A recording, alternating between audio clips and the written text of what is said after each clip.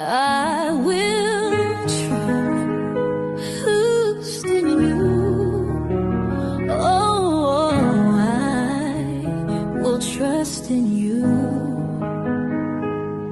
No matter what I go through.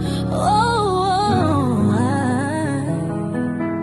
I trust in you.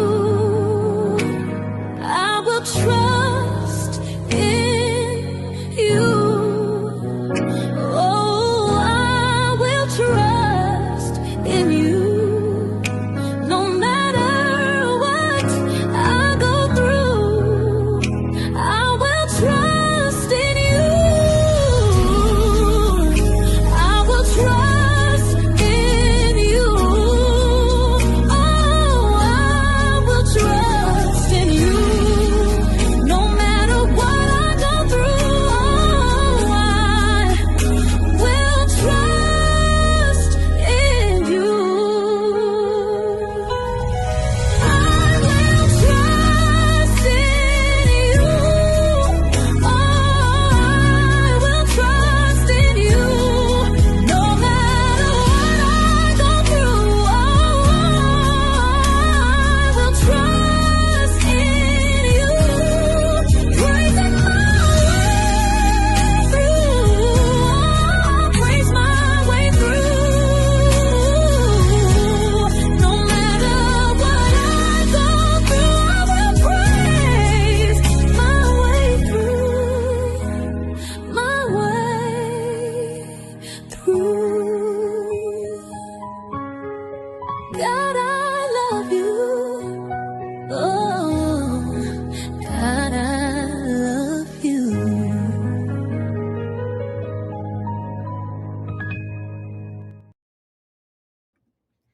What's going on? How y'all doing? Welcome to Investigate and Advocate where injustice finds no rest. I'm your host, Jedediah Brown, also the proud commander for the culture. Thanks to everybody who's here for being here. 58 people on the screen. Thank you for being here with me, and shout out to all of our resources. Because of you, we are able to do what we do. I'm going to just kind of sort of get into it. I don't want to come on here and rant, rave, or make this a complaining session. But as you all know, it's not for me about creating content as much as this is a platform to be able to express our messages and our sentiments, to kind of sort of stay connected with people while we're doing what we do. Give me 1 second.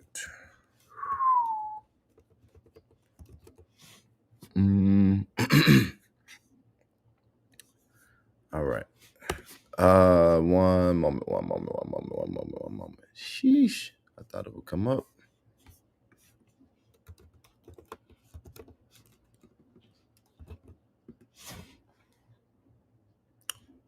Okay. Still hasn't come up. Bingo. Okay. So I'm going to share a couple things with you guys. And I titled this appropriately for the things that I wanted to kind of sort of express. After our last broadcast, I mean, it was great. I enjoyed it. I had an amazing time. Just kind of sort of shooting the boat, kicking it with y'all online. But you kind of sort of have these highs and you have these lows. 80 people on the screen now. Thank you all for joining, both on Facebook and YouTube. Where do I start? And I think I'm going to actually, when I get off of here, I'm going to come right back and do a subsequent broadcast specifically to the people of the city of Flint, Michigan. I have some things that I want to say very specifically to that region. And I don't know that I want to bring it together with all these other things that I wanted to express. But, heavy is the head that wears the crown is a statement. And I always think about that when people are jealous, envious, or pursuing me for what they perceive that I have.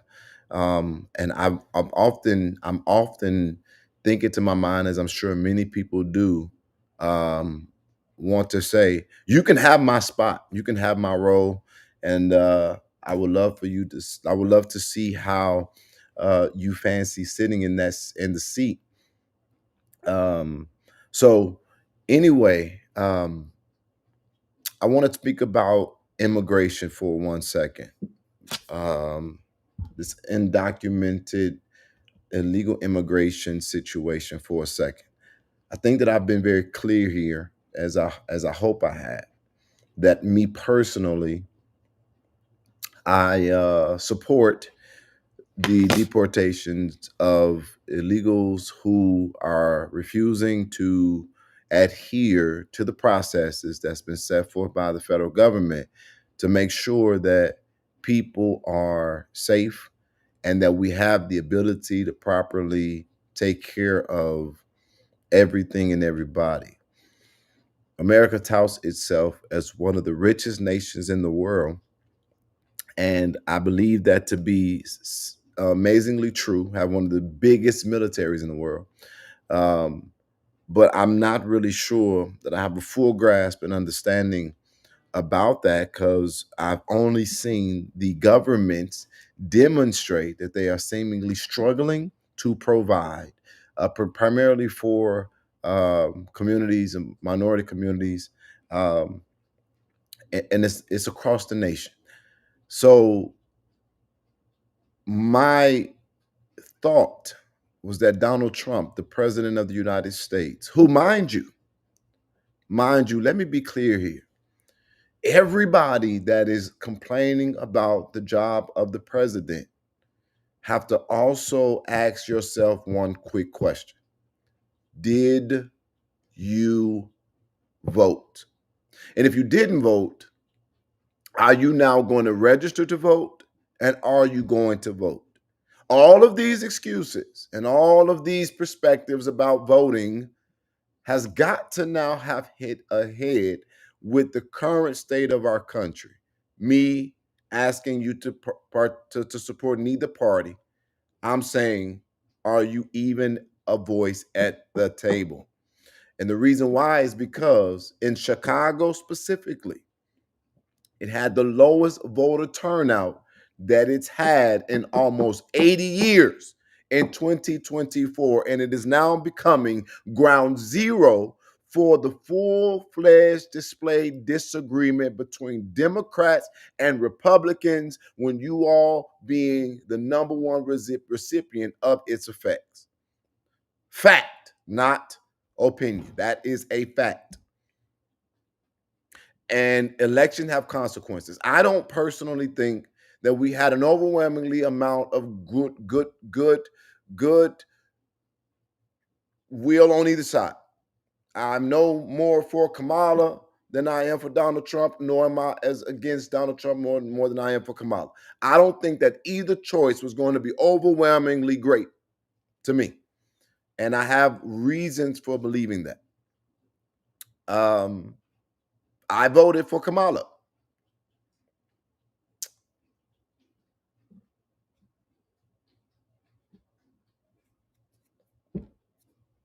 But it wasn't a proud vote as much as I believe it was a conditioned vote. But that's not my point right now today.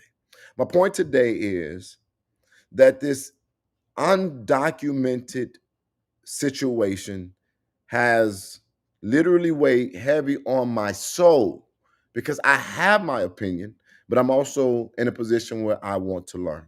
I want to learn. I want to hear what people feel, what they're thinking, what they see. Give me 1 second because excuse me. I think that my computer is froze. Sheesh. Restart.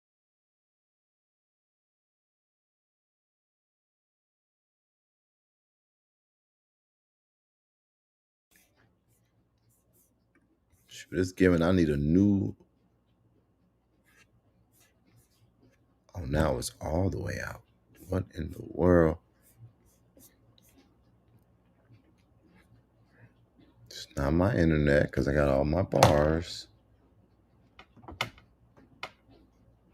Jesus be a Wi-Fi all around me every day. Okay. I have my screen back, but I don't see the people. Are y'all here? Try that one more time.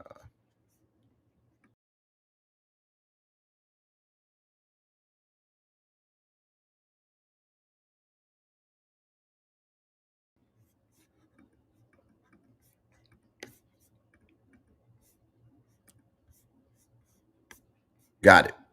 Now I see you, and I see I still have 108 of you all still here. Thank you for being here. But let's get into the meat and potatoes of this situation and what I'm trying to say.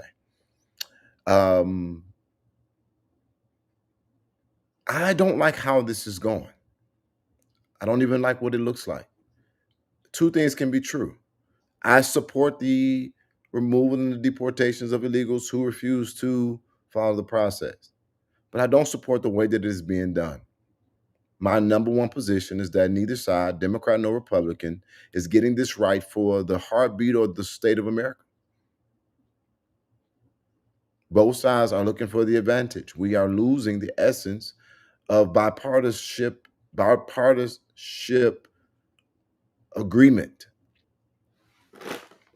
This fight doesn't just reflect what I'm thinking to overwhelmingly be about party divides, but it's dividing us in so many different areas. However, this thing has hit home for me, and this is why I said I'm feeling the pressure because I, again, do not want to see people. It's not what you do, it's how you do it. It's how you do it. I believe this is yesterday. The now appointed president of our Chicago chapter For the Culture wrote a statement on her own personal Facebook page that read, "Today, I was followed and harassed by ICE. I was on 35th Street heading to Jewel. I was at a stoplight and an SUV came so close to the back of my car. I thought he was gonna hit me. I looked in the rear view and saw his hard face mean mugging. Then I saw the rifle in the middle sticking up. The light changed and I proceeded. He stayed on my tail very closely. I'm starting to panic at this point because what does he want and what did I do? So I go to Jewel. He's still following me into the lot. I park. He sits behind my car. I get out and walked as fast as I could into the store. Couldn't breathe, stomach in knots. I'm having a panic attack. I was able to sit and get myself together, and I came home and ordered groceries. I was literally terrified. Now, I am reminded of the word Pastor Sharp gave Sunday regarding fear and not being afraid. I wish I would have remembered it at that time. Now I'm trying to relax and get rid of this heartache, of this headache. That is a United States American. That is a United States citizen. That is an American. That is the president of our efforts in the city of Chicago. As we get ready to build and ramp up what we hope to be something that will make a tremendous impact, now I'm looking at people connected to me experience the brunt of the current state of this ICE situation. It puts me in a very precarious position because I don't know what to do. I don't know what to do. 123 people on here. I don't know what to do. I don't know what to do, but I know that doing nothing is not the answer. That is not the formula for something like this. I definitely want to make sure that I take a moment to tell you what I'm sure you don't know if you don't already know it. Number one, ICE is not a municipal level of enforcement. They do not have the power to arrest United States citizens unless you are obstructing.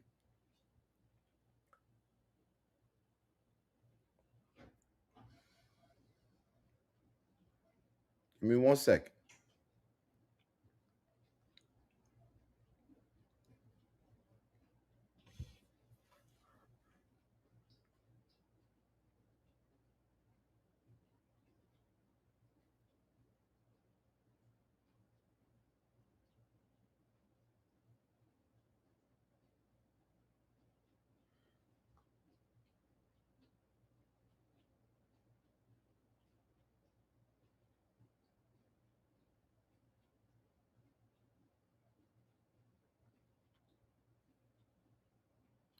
So that we're clear here, ladies and gentlemen, just so that you know, ICE was created after the September 11th attacks in New York City. That's when ICE was created, and the government, through Congress, gave the agency the power to question, search, and arrest immigrants or those who are believed to be immigrants. They do not need a warrant to do that. They don't need a warrant.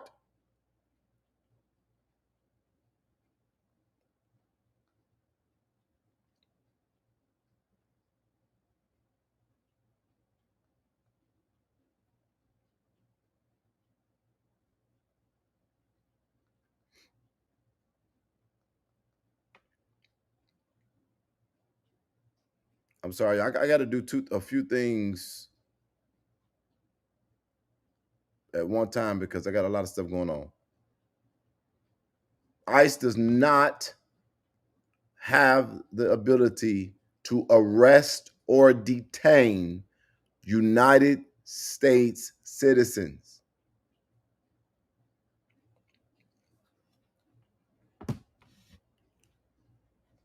Do you hear me?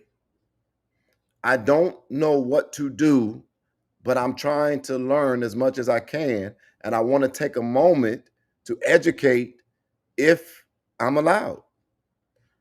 ICE does not have the power to arrest or detain United States citizens. The agency was specifically created to address immigration issues.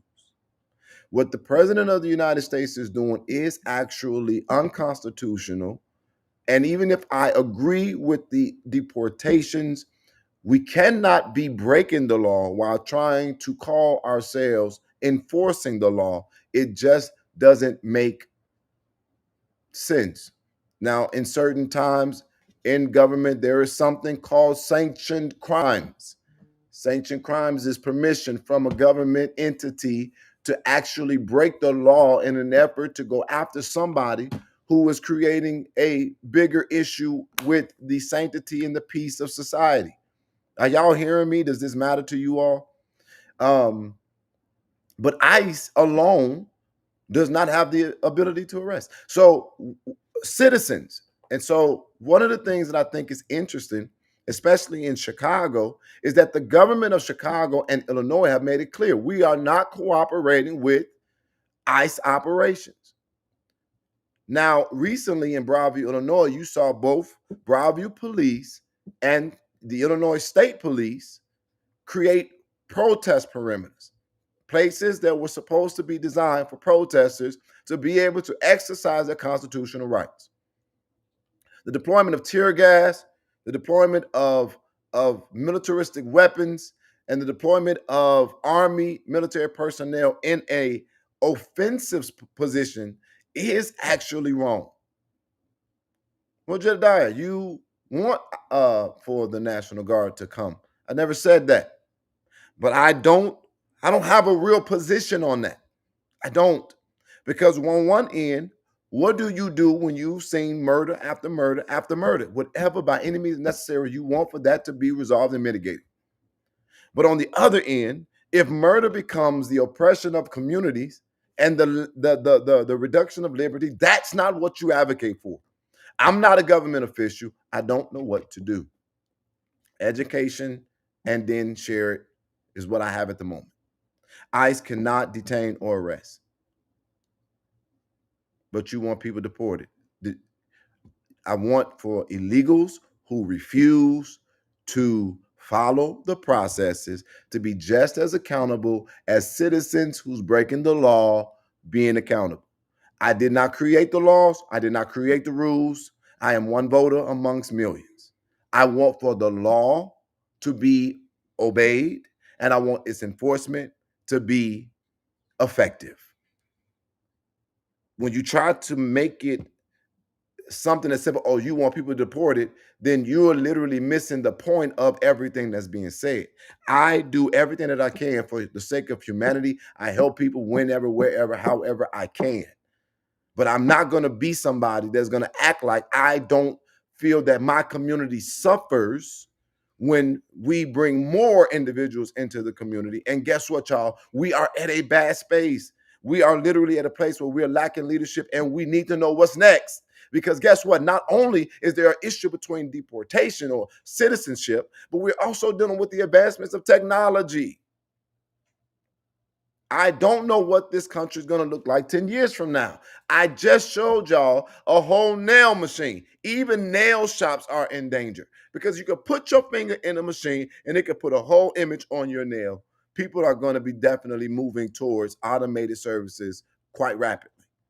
Uber drivers and Lyft drivers are already beginning to murmur and complain again because driverless cars are taking over. They're about to put another 5,000 driverless cars in the market. Guess what that has done? And how do I know this? Because I've been out there doing the research, talking to people, trying to learn. Guess what people are saying? The surges are ending. In areas where there are typically surges for driving people are almost gone because driverless cars are saturating these spaces. That means that people who are doing Uber and Lyft, be it full-time or part-time, they're making significantly less money by the day. What would the world look like 10 years from now? I'm saying 10 because I don't think it's going to take that long. I don't know how to be any more clear, and I feel like I'm going to just be a broken record. This is not just because she's connected to us, but because this is what the law states. This is not right in a few senses, but it is also not wrong in a few senses because they did not interact with her, they didn't stop her, they didn't beat her, they didn't detain her, they didn't arrest her, and that I will be fair about and say. However, she as an American citizen should not feel this type of fear in this type of scenario. And honestly, I wish nobody did.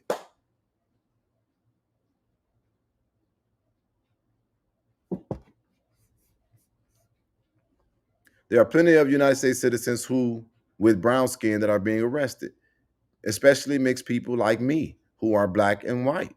And being that they have a arrest bonuses that ICE can get. I try my best.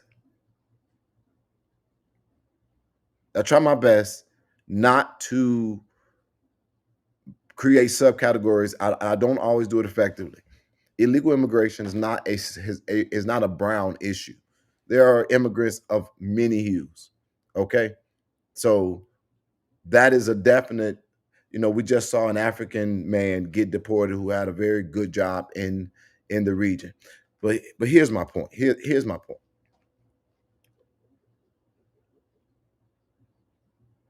If you are on this phone on the screen and you are a Republican, Chicago has spent 299 million on the illegal immigration crisis since 2022, including 215 million since Chicago Mayor Brandon Johnson took office in 2025. Ladies and gentlemen, that is my point. That is my point. Neither side is getting this right. All right.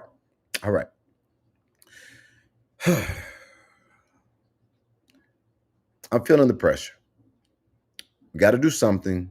Nothing is not an option. I don't know what. I'm in the middle of my opinion, and I would hope that public discourse will continue so that we can figure this out because we need to for everybody. Not just that, but we will not allow for anything to happen to a member of For the Culture and we not respond to it in this type of sense. And so I'm trying to come up with ideas, but I'm trying to figure out a way to at least get it added into the conversation that how it's being done is pretty much the real problem. Not what's being done, but how it's being done. And I think that there needs to be a demand for the government to come together and to solve this crisis more than fight about who right and should have the high ground in it. I think that both sides have a bit of correctedness in their views, but I think that the approach overwhelmingly on both sides remains unhealthy. And I don't want for us to allow this to become a reason why we have a greater divide amongst different cultures and ethnicities and communities in this country, because that essentially is what is being threatened to happen. I don't appreciate the sight of immigration officials and even some militaristic personnel, as it was seen in their look, who are not always easily identifiable, throwing tear gas in random communities, being extremely aggressive. I saw a Chicago alderwoman arrested, but the arrest demonstrated a man with more inner frustration and what I think would be contempt of something far greater than the law or the rule of law or it being essentially broken. But do know this today: they do not need a warrant to arrest or to detain, nor even to pursue someone that they reasonably suspect to be an illegal immigrant or someone who is not lawfully in the country. Their job is primarily typically on the borders of our country, but the Trump administration has allowed them to come more into the inner cities, the inner metropolises and rural areas of this country. I think that the Democrats need to hear the cries of American citizens who have talked about the amount of resources that have been poured into being good neighbors, I don't know, or being hospitable, versus that which people in the communities that are here and that are citizens here have been complaining about not getting for decades.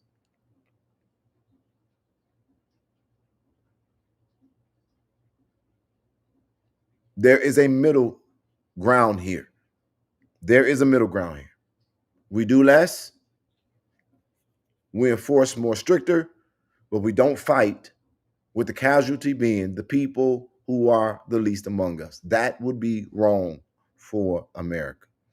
But as the national commander for the culture, affecting somebody in our family, I personally take it personal. And I don't want her or anyone else to have this fear. And for me, this is a greater call of service. I just don't know what to do.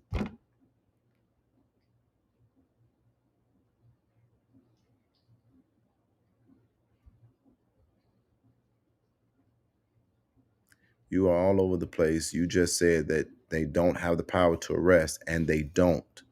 You actually have said you wanted ICE here. Okay, Renee Lilliganton, however you say your name. I'm going to say it again because maybe you only listen half. I'm going to say it again. I want ICE here, and I want them to do their job. I don't want them to do it the wrong way. I'm not all over the place. I talk because there's a lot of different perspectives. Let me tell you what I do so you'll get me a little bit better.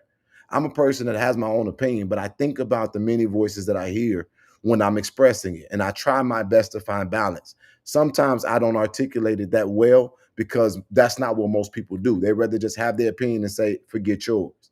What you're hearing is a man who is actually open to different perspectives and trying to learn. I am not changing my stances. I am not double talking. You just got to have the ability to hear somebody with an open heart and not somebody who think that they know it all. I never said that I don't want ICE here or that I don't want them to do their job. As a matter of fact, I think I just explained it very clearly. I am neither for nor against what is going on. I am trying to actually process it. And I want for both sides to find the middle ground. Ain't nobody all over the place. You should probably listen in one place because I'm definitely speaking very clearly. As I'm responding to it, I'm trying to figure out what is it that you can't, what is it that you're not understanding?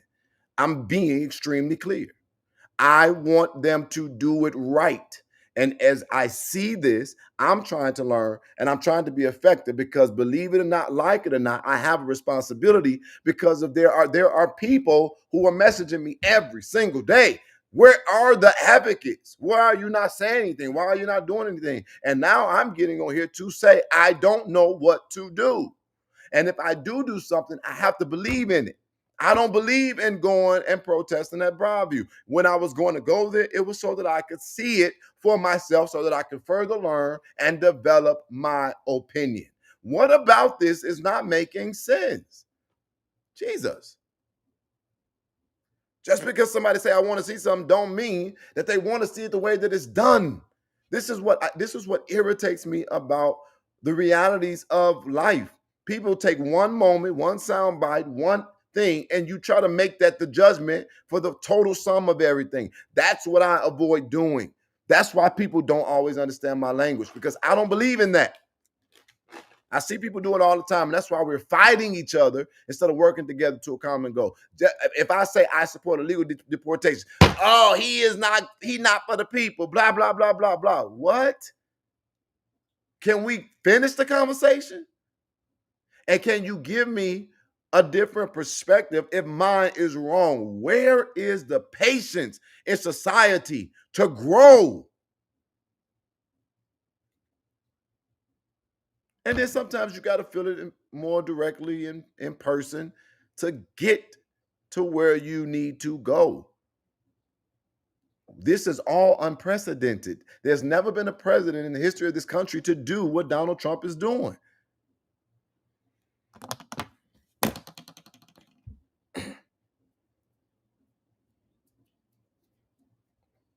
But I'm on here because it matters.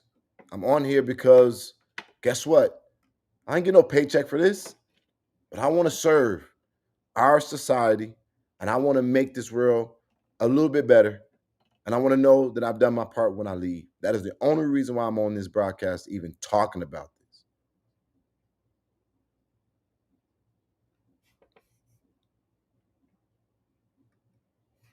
I don't know who this person is, but I want you to do me a favor. I want you to go sit down and rethink about what you just said. We don't need advocates getting in the way. We need people to hold the government accountable.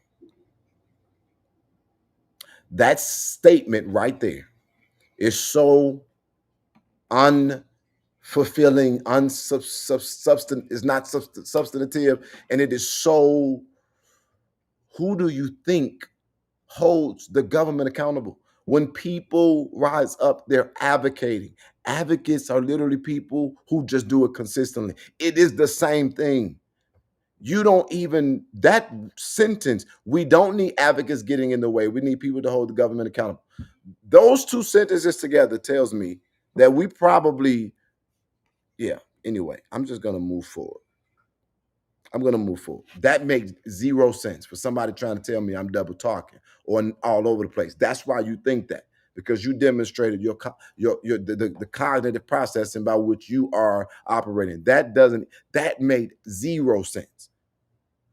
I need you to sit down and pause your comments and think about what you're going to say before you say anything else, because that right there was so incoherent. I don't even know how to really fathom the frustration of reading that. We don't need advocates getting in the way. We need people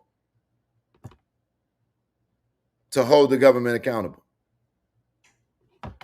So advocates are not people? And you want to give me advice? Stop it. So anyway,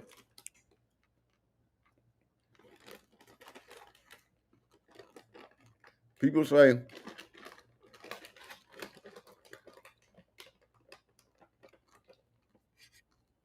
let me reiterate again. It behooves folks to make a small investment in the playbook back Project 2025.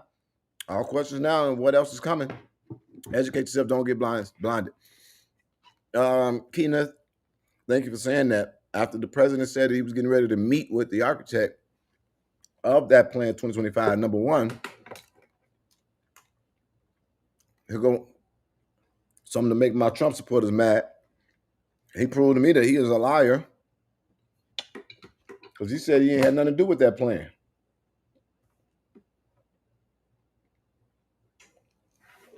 But you can't conclusively say that when you don't know. But him meeting with him to figure out what Democratic government strongholds need to be shut down, Donald Trump, my heart failed in the regard that This man is, that wasn't good. That wasn't cool. Now, I'm not going to judge him to be a liar, but I'm going to say he definitely lied. And I'm going to hold him according to that. And that's why I say I'm not proud of Democrats, but I ain't running to Republicans. It's a hard decision. While I do support illegals being deported, my co-worker was there. My co-worker that was here on a workplace visa, the visa was pulled. He was sent back. I love this guy, and my heart goes out to him. And that is the problem right there. That I didn't know. It took me to have a conversation with a gentleman from Harvey to understand that that's happening. No one is telling us that kind of stuff. I'm thinking that basically they're just moving people who are not going through the process, but that's not what they're doing. They're also removing people who did it the way that they were told to do it. That's not right. That's not cool. Revoking their statuses and then snatching them up from the lives that we've allowed them to build, that is wrong. That I do not agree with or support.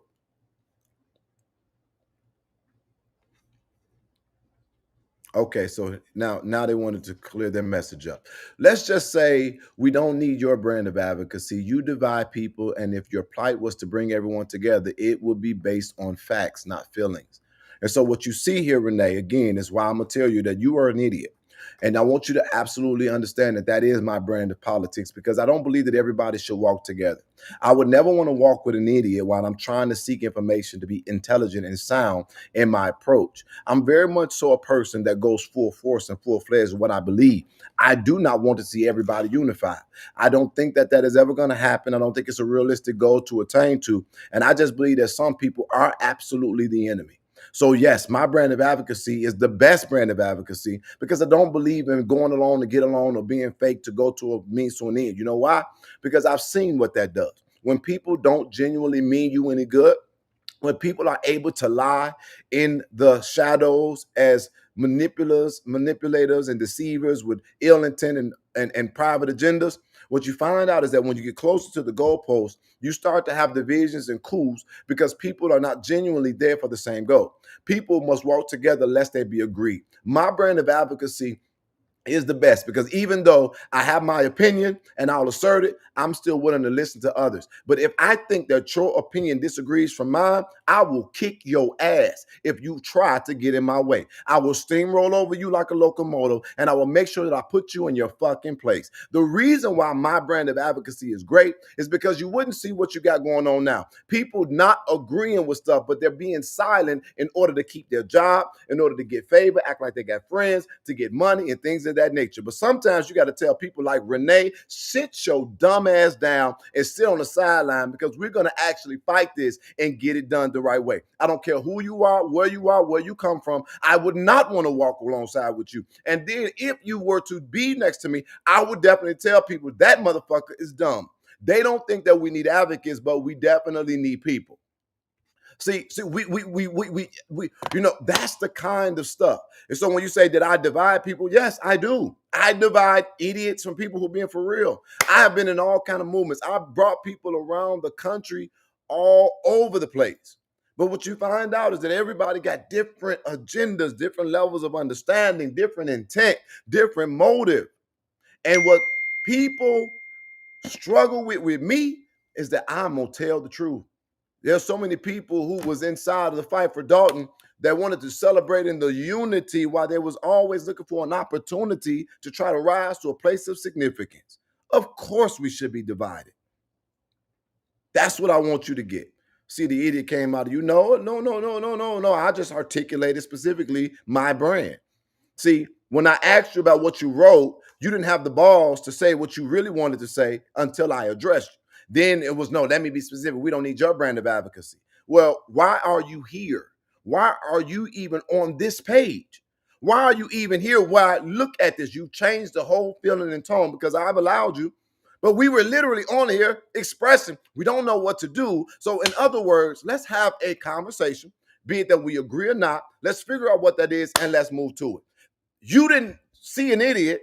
You saw somebody trying to figure it out. Now you see somebody who on your ass because you're a dumb fuck. And literally, while we're talking about real life issues, you brought your stupid ass bias and your real intent over here, and now you're seeing a responsible man with a platform. Y'all used to people with platforms who let you do and don't say what you want to say because they got to present themselves well and don't let their good be evil spoken of. But that ain't me. Fuck you. Now move your goofy ass off my page, because if you don't want my style of advocacy, then don't add to the 148 people who are here with me trying to figure this shit out. Take your stupid ass to where you want to be. Because guess what? Ain't nobody's advocacy figuring it out right now. You know why? Because none of us know what to do, including your dumb ass. Now have a good day. Now I'm just going, look, this is why people reject you. No, they don't. They don't. I literally have access to everything I want to have access to. Nobody is rejecting me. You got a few mad motherfuckers who get checked at the bottom of every single level, whatever I would consider. And y'all all think you're loud and you're right and you're strong and you're wrong. Shut the fuck up. Don't nobody reject me. You go back and forth with people who don't agree with you. That's my point. That's what they don't want. People want to yell out what they want to yell out, but they don't want you to say nothing and have an opinion back at them. Shut the fuck up. Talking about some people reject me, bitch. I just got a call from Washington, D.C. again yesterday. They're right now organizing a forum in Chicago with all the leaders of the city, and they're trying to get around this immigration issue. And it's a Republican-led effort that they're bringing in, and they're asking Democratic leaders in Illinois to participate in. And guess who they asked to be on the panel? Jedediah Brown. Sit your goofy down. Move around. And remember, I said it. I can't stand people like that.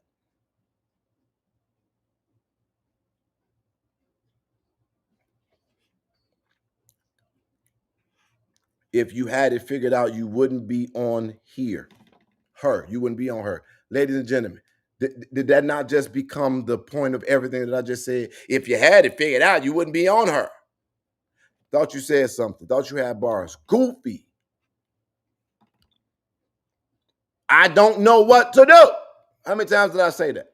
But I do know that not doing nothing was an option. Doing nothing is not an option.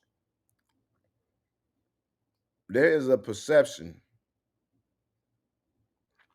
There is a perception that people in public service have to tolerate people's bullshit and that they cannot be who they authentically are.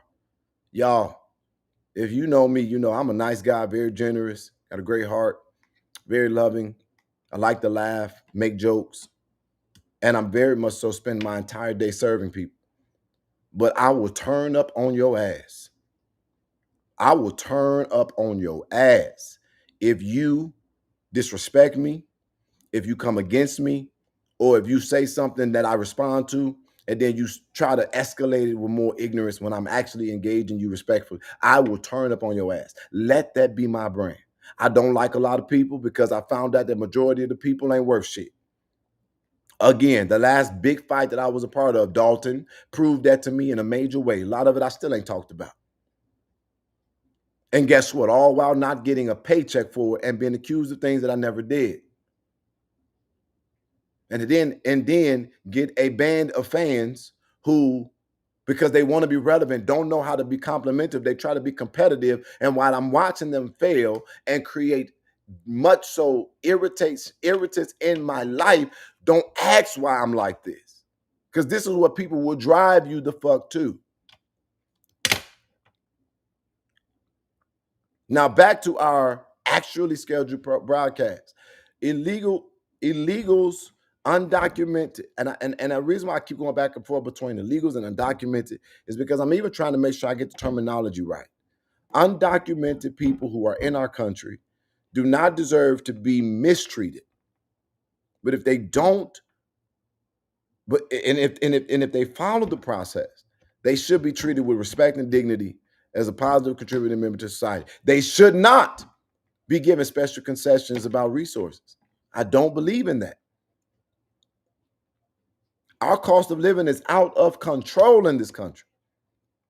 And if they are not following the process, they should be deported. But if the processes change abruptly, which that's how processes often do in government for many reasons, I think that we should be considerate of how we handle people. Now, the one thing that I will say, one caveat that I will say is that people were offered, I think, $2,500 or $4,600. I don't remember what it was, but there was an offer that was made by the federal government for people to self-deport. And if you're not listening to that, or if the rules are changing and you're not going through the processes, I say it's too many intricacies in here. It's just no cookie cutter answer. Okay, the governor of Illinois needs to do what Gavin Newsom did, pass a law to say no masked men in their cities. Now, ladies and gentlemen, this is where it gets interesting, because in fact, if somebody is breaking the law enforcement has the right, has the responsibility of doing their job. So what do I mean by that? If an ICE agent illegally assaults, batters, or even arrests a citizen, then municipal resources are supposed to be used to charge them for breaking the law.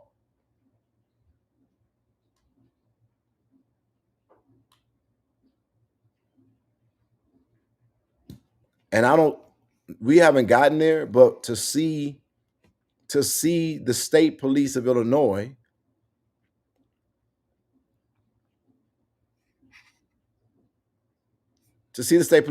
there, they should have done. All right. I don't know. But ladies and gentlemen, if you have an idea, if you have a thought of what could be done, I have a will to do it. And you can write us at investigate@gmail.com. And I will take out the time, me and my team will take out the time to go through those and try our best to come up with a plan that will meet the need for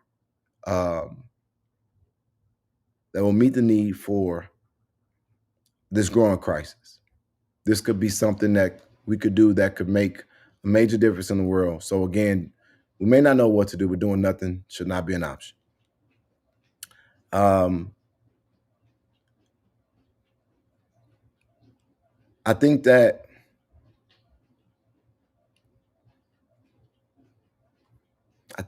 the best thing that can happen right now, if you feel powerless, I'm going to say this right now. The best thing that can happen right now is they see people registering to vote in droves.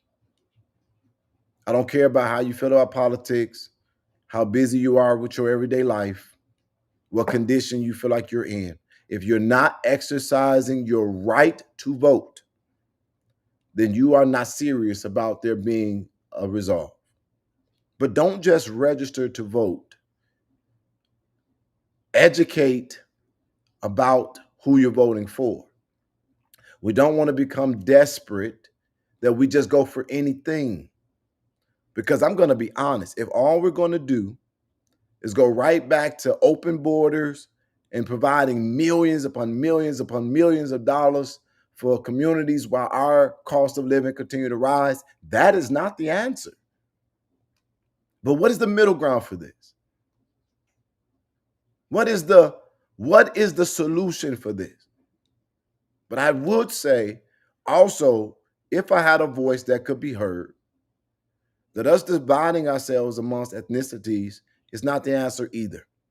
So this is what I'm going to tell to the people who are of the undocumented experience, background, connection, or whatever. When this hits ahead, because it will, pray to God that we move towards peace and not any level of war. When we got something going on in this country, how about you make yourself available too? When there's brutality from police and corruption in government, when the plight of other communities are in the headlines, how about you make yourself available too? Somebody said, if that's the problem, how do you vote if you don't agree with the parties running? Remember that this is America, and that there was not individuals in their day who stood up to do something different that everybody else wasn't doing, and they wouldn't be the historical figures we are trying to preserve in our minds and in our hearts today. You also have the ability to run for office. You have the ability to create policy and to push those items to those who are elected into office. And you also got the ability to organize your local community so that it is very clear what your heartbeat is. These parties are not designed to lead alone, they are designed to represent and to serve. So don't just register, organize. Don't just organize, create. Don't just create, demand. And I'm going to do my part, trying to figure it out. I ask for your prayers that God will give the wit to do what needs to be done. If you are somebody who supports the work of investigating, advocating, you understand its ramifications, make sure that you show your support. One of the ways listed below. If you've not joined our family, you should do so. We sure as hell don't have 161 people for the culture, even though our resources are good. Our membership for the culture, we want to be amazing. There's going to be an army that will show up that will make this difference that we're talking about, that we're continuing to build. The last thing that I want to say about that particular thing is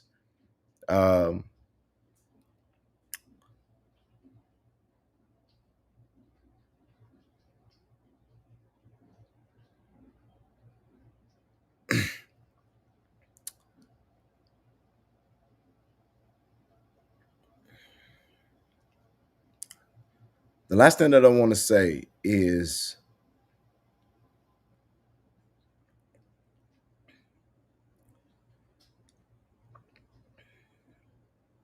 there is a lot of people going through a lot of stuff. A lot of people want help, but they want to be silent. And I understand that privacy matters. And I also understand not wanting your business to be pulled apart, picked apart, or even looked at online. But I have 4 people in my inbox who are facing life-threatening situations. I have literally probably 12 who are facing life-altering situations. I have cried real tears because no matter how much fun we've had, no much work we've done, and no much progress we've made, life just keep on lifing for many people on a consistent basis. There are individuals who are expressing being on the cusp of losing things. And there's some people that are just suffering internally. Some of them are members of our organization, some of them are not. Heavy is the head that wears the crown. I'm feeling the pressure. I'm trying to figure out how to be there for everybody as best I can with limited resources while you all do not even want to be public. It is not easy. I see you, I hear you, I feel you, I hurt for you. And I want you to know that I'm trying to figure it out. When people see you raise $1,000 for legal representation, it is something that we celebrate. But then when you have 1,000 people then say, and I need, and I know what you can do, please share my GoFundMe, and I have nothing to eat, I don't have a place to stay, and da-da-da-da-da. When you see that in an overwhelming manner, it becomes a lot. I tell people in my organization often that I wake up every morning watching individuals say good morning, and it is a beautiful sight. But I'm very careful not to say it back, because the moment I say good morning to one, I got to say it all the time to everybody. Then I got to say good afternoon and good evening, because having 167 eyes on you may seem like a great thing for some people, but that 167 could literally at any moment become 167 requests. There is a pressure that I experience on a daily basis that I'm feeling. But if God did not plan to get me through it, he would not bring me to it. And so while I'm trying to figure out how we address the undocumented workers, the undocumented situation, and a ton of other things going on in our country, I want to let y'all know that I'm not ignoring your concerns, your requests, or any of that. I'm simply trying to figure it out. And that is to my members first and to the public at large second. But all of the people who want to fight me because I am me, and you think about the grandeur, having a driver and having a truck is a blessing. But when you literally spend every moment in that truck, driving around, serving other people, answering phone calls, putting things together, trying to help all over the country with no committed paycheck to yourself, you can have that truck and you can have that driver. But because this is what God called me to, I deal with it.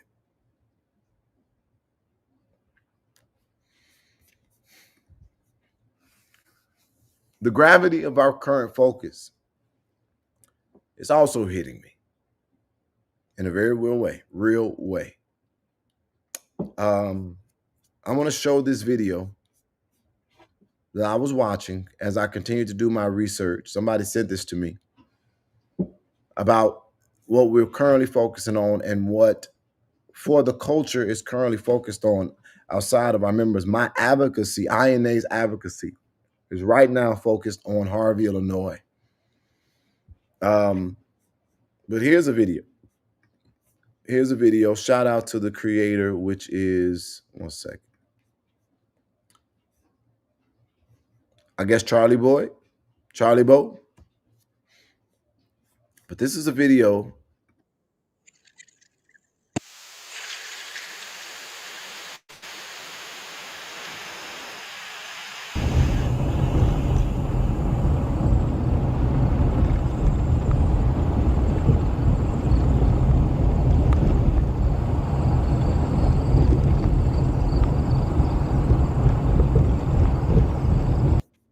This is a video of the city of Harvey.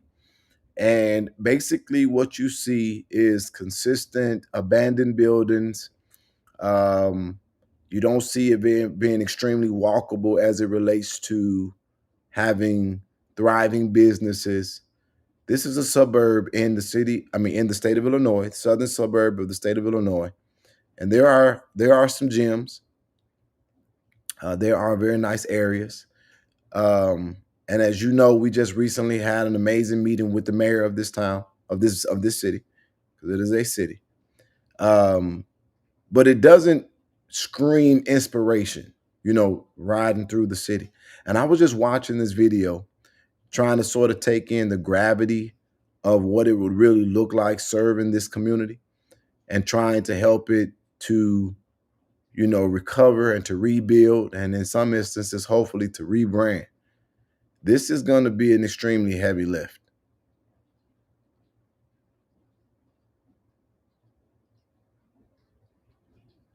This city is so perfectly situated on the map, especially connecting from the city of Chicago to the Southland. There is no way there's just no way to me that this should be. Like I said, when you read about somebody talking about putting $200 million into illegal, undocumented residents, what do you think $200 million would do for Harvey, Illinois? Jesus Christ. These are all places that I used to walk down this street almost every day when I was in Thornton High School. That gas station right there, I was in there all the time. I was always in that gas station. Wooden Keg was where it just was. That was our go-to store. It was right down the street from the house. Looking at the condition of the streets.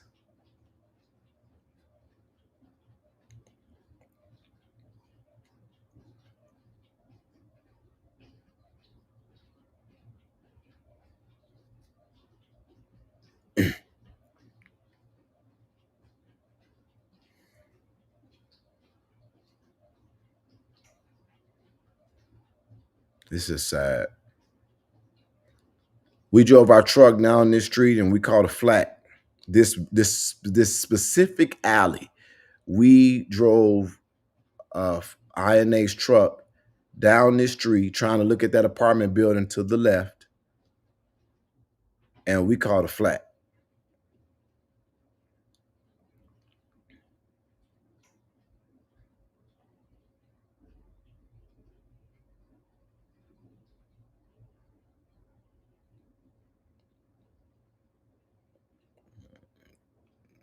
Okay, going left.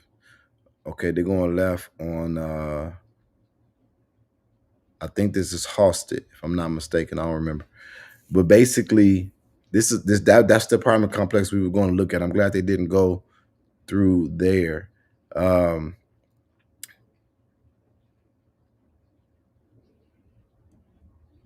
Is this not sad? This is a community.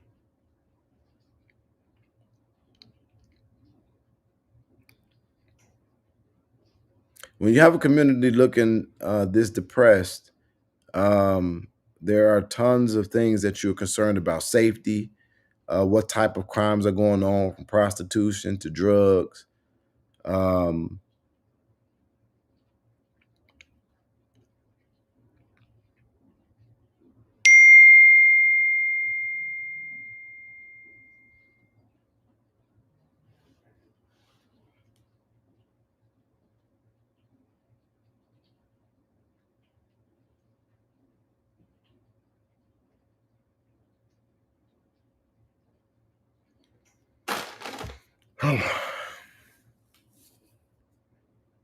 that goes to the property right there, which, by the way, ladies and gentlemen, pause, pause, pause, pause. Bingo. This is the property. This is the Bob Watson property that I was basically fighting for, ladies and gentlemen. Ooh. Well, that is now clear who did that. Didn't mean to do that. Didn't mean to show y'all who sent it to me, but whatever. Something that I was watching, but that's proof that we see the emails. Hold on one second.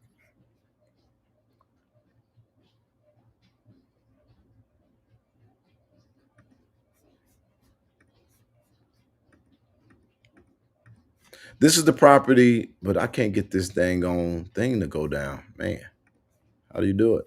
How do I make this go down? Well, anyway, that go the property, the Bob Watson property that's on 147th and Center, I believe. That is the property that we were fighting for to be returned to the city, that was taken over or that was occupied once by Hassan, and he's been fighting for it even though not paying any taxes for it. Ladies and gentlemen, it is my understanding that Mr. Hassan has decided to do right by the city. I spoke with Mr. Hassan's attorneys when we were just at court a couple of days ago, and it is my understanding that Mr. Hassan has cleaned up this property and that he is dropping his court objection to the city properly having that property back. And ladies and gentlemen, I am so happy to say that in a fight that has been waged for, if I'm not mistaken, almost 7 years. Yes, Charlie Boy. That's what I said, Charlie Boy. Charlie Bo. And I don't know who Charlie Bo is, and I'm assuming you do by saying that. But I said that in the beginning. Shout out to Charlie Bo. Don't know who this person is, but this is a video that I was watching that was sent to me. But ladies and gentlemen, it appears that Mr. Hassan is giving Harvey back the property fully, and he is no longer objecting to Harvey taking that property, which means that Harvey now can get them a suitable developer into that property and put that property back on his tax roll. And that I hold personally as a victory for the progress of the city. So when people say we're not getting anything done and we're not being effective, you can't fight the facts. That has been a fight between different governments and Harvey and Hassan for over 7 years. I don't know how far, but in less than 1 year, The right thing has been done, and we have been successful in him giving the properties authority and ownership over to the city of Harvey, which will allow them to get a property there and put a viable business there. Hallelujah. Thank you, Jesus. And I say hallelujah because I give God the credit for it. We did the work as what I felt to be led, but I say to God, hallelujah. Thank you, Jesus, for it being done. Glory to God. Glory to God. And nobody, the people will not want to say, good job, Jedediah. They're going to say, you ain't had nothing to do with it and all this other stuff. And it's okay because I know what it was before we got there. I know where it is now. And it ain't about the credit, but I want to be very clear. That was a fight that we fought through our soul. That is a fight that have landed people arrested. That is a fight that led people having guns pulled on them. That is a fight that led to people, me being harassed and stalked and bullied over the internet. That is a fight that have been, there's so many things that have happened in this fight. And just like I said, it is not a fight that just happened. People have been fighting this for a long time. And here it is, our style of advocacy. We come in there and it is now being put back into the hands of the city of Harvey, and that is a success. And I want to thank every person that came up there and at any moment to see about this or to be a part of this process. And then I want to tell God, I give you all the glory. I give you all the thanks. I give you all the praise. I give you all the worship. I give you all the honor. And God, even though I may not like it and it might not be comfortable, my answer is yes. Tell me what's next. I give God the glory because it may not be a plaque, it may not be a trophy, it may not be a thank you, and it may not even be an acknowledgement. And it sure as hell ain't a paycheck. But I do believe that we've done something that's good. And when there is a viable business there that is paying into the 140 something million dollar debt that this city has amassed, I know for a fact that when I ride past there, I'll be able to say that we fought to help make that a possibility. And I don't know how far we'll get into it, but we've done something to stop this community from going in the direction that it is going in. That is a victory that I'm proud of. And to my detractors, yes, go and look up the case. Mr. Hassan is dropping his objection to the property. Oh, there's more, but I ain't gonna talk about it because we just do the monitoring and the research. I'm not gonna take out nobody's thunder. I'll let everybody tell their story in the appropriate time.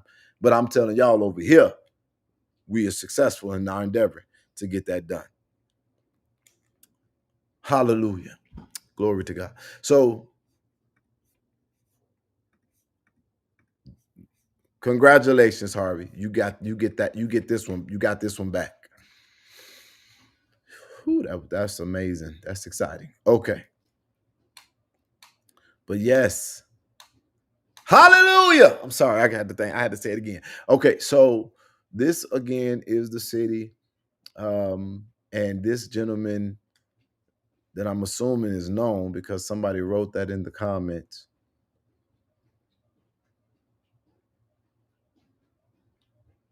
Actually, I'm going to go to that site and I'm going to do a video and put it in Harvey Pages because that is an announcement that should be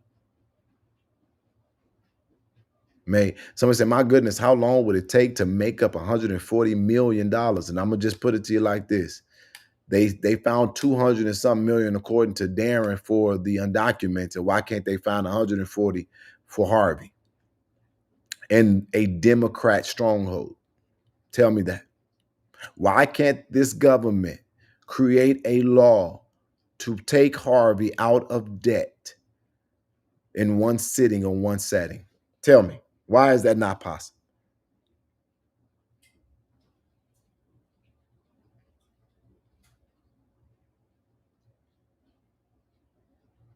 There go Arnie's. I never been. But if they was open now, I might have gone. just to check on the business or whatever. Give me some food and see what they got going on. Take a look.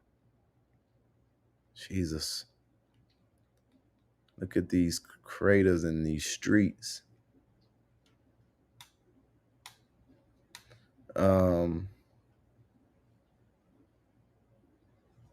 what are the signs of an impoverished town? Liquor stores, churches, and predatory lenders. Ain't that sad? It's oversaturated with churches, liquor stores, and predatory lenders. Isn't that sad?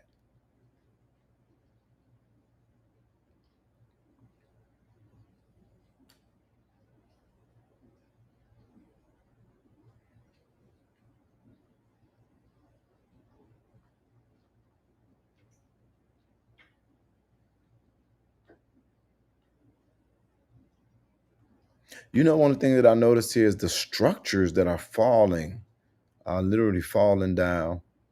Um,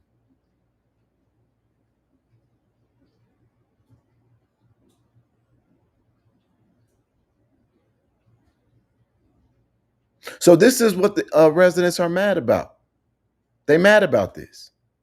But this is what I want people to understand.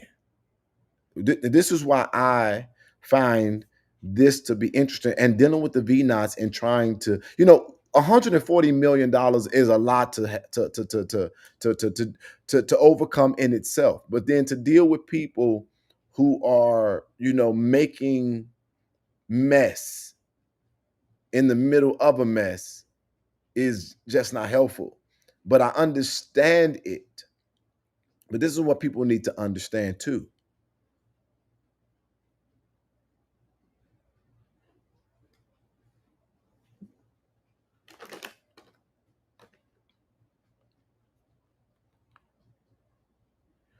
Let me give you a call in about 10 minutes when I'm out of this. Give me 10 minutes. I'm almost done with what I'm doing.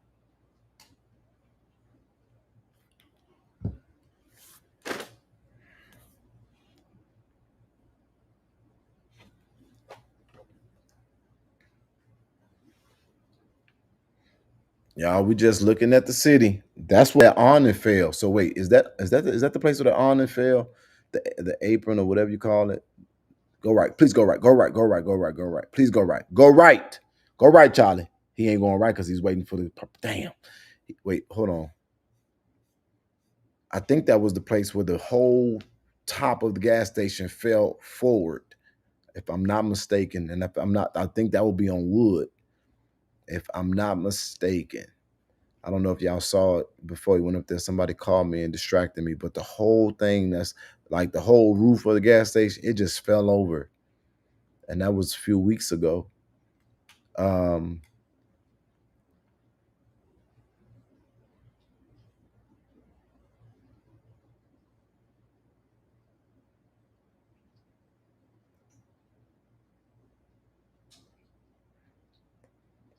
Okay, so what I was saying was I understand these people's frustration. They're like, look, the mayor, he ain't done nothing about it, but that's not true. Again, what can you buy broke? He has done some things that I'm basically researching and verifying, and we're going to bring those things out at the appropriate time. But this isn't about if the mayor is or isn't doing a great job. This is about for the coaches and INA's commitment to fighting for the recovery of this community. We wanted to put our headquarters here. I wanted us to put our headquarters here. We've pivoted away from that because of the current climate uh, with a few people, and I could just see us needing to have significant insurance on our facility from arson. We just decided at this point we're not going to try to get a brick and mortar headquarters in Harvey, Illinois.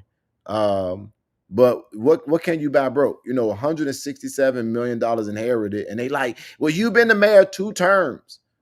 Most of us ain't seen $1 million, and I've been here for 38 years. I can't say that I ain't seen $1 million, but I'm just saying most of us haven't. I've seen $1 million, but most of us haven't and probably won't. And with that being said, You got to get this to a place where, I think what people don't appreciate or they don't want to know is how government works. And so, with that being said, and I'll just kind of leave this playing. But the way government works as it relates to, getting loans and bonds and things of that nature, um, getting the property taxes twice a year, um, having to have revenue. They have a less than 50% collection rate on those taxes, on those property taxes from the county. They get a percentage of it. They're getting grants. If I'm not mistaken, the current administration is the first administration that was getting significant grants for the community to recover. And that's good. But when they get a grant, they got to pay 30% of it to the comptroller who literally takes it before they even see it hit their account. Then they got to worry about pensions of people who are in public, who are in city services, raises, lawsuits. Like, this is a huge undertaking. And if I had one message to the mayor, it would be get the fuck out. But he obviously loves his city. And that's my opinion. But it's not, it's gonna take more than the mayor to solve this. People elect somebody and they think the job is done. No, when you elect somebody, you got to organize with them. And so my goal is to put a huge light on this community. And I'm personally endeavoring to lower their debt by $1 million. And I'm going to say this with my face forward. Over the next few weeks or months, you're going to hear about how we have already been successful, in my opinion. Wait until it's delivered. But I have personal friends of mine who are going to help me with $300,000 of that already. Yes! You'll hear about that in the future. But my personal friends are going to be helping me to reduce it by $300,000. And remember the number that I just said, $300,000 in commitments that have already been made by my friends to this city. And so my personal goal is to reduce the debt of this city by $1 million. And if I'm one person that are using my relationships, which I've never done, to do something like this, then I can only imagine what we all could do collectively. But imagine somebody in this town dissatisfied with his condition. You run for a public seat. When you get that seat, of course, doors open and you're able to get into rooms, and you have to sell the upward mobility of the community. But if you didn't have or don't have those relationships, how are you going to do it? And so that's what things that really I've gotten to understand. People run for office because they're frustrated and think that, oh, when I get in there, it's going to be something so different. If you can do it now, then I can believe you'll do it when you're there. And it's not to say that if you can't do it now that you shouldn't get there, because you also may be a good negotiator or a good campaigner that you can get people to look your way. Granted. However, it isn't done by magic, not in government, especially when you have to also deal with the immediate needs of people as it relates to city services and a ton of other things. One of the issues that was articulated to us by the city of Harvey is the amount of vacant properties that need to be torn down, but the cost and the processes to doing so. To tear down one house, you could be looking at anywhere from $30,000 to $40,000. If you don't have money, how are you going to do it? So people are around there screaming, we got all these abandoned houses. Well, who is going to literally not only demolish them, but pick up the waste, and where they're going to take it? Because you have to not only take it somewhere or pay to get it processed. These are all things to be considered. So anyway, again, ladies and gentlemen, you done heard two things on this live stream, and we ain't broadcasting it like that, but those are real wins. I'm doing real work